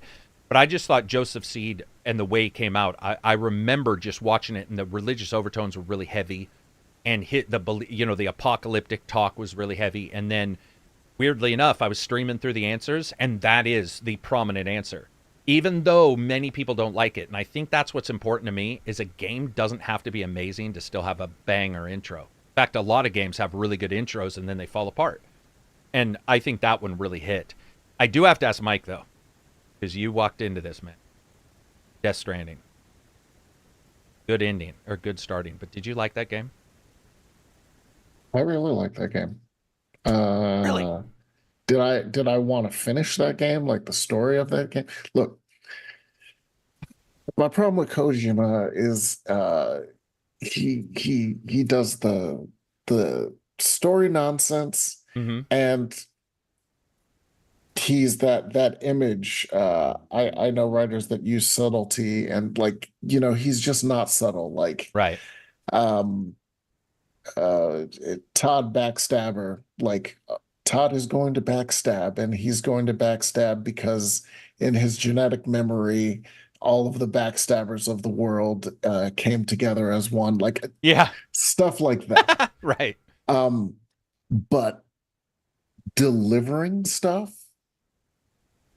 just walking across getting across the terrain with the packages and figuring that out and the logistics, I love that shit. Damn. You make me almost want to play it. You do. You guys all do. You guys have not sold me on it, but you'll always make me. Everybody in chat, I want to say how much I appreciate you guys showing up, as always, for the podcast. And big thanks to Mike and Asa for always showing up when I ask. It's a genuine pleasure to have these guys here. They've been friends for a long time. They do good content. You guys should check them out for sure. I'll put their links in the description here. And I just want to say to everybody watching, I hope you're enjoying some game, because there's a lot of titles out, and I hope 2024 treats you pretty well. Just not great, because I want to have a better 2000. So I'll say, I hope it treats you pretty well. Anyway, that'll be it for us. Do you guys have any shout outs or anything that you need to cover before we go? Good? Only a thank you. Thanks for having us back again. Yeah, it's always thanks fun. Thanks everyone in chat as well. It's always good to hear. Yeah, it's always awesome. Peace out, everybody. I hope you enjoy the rest of your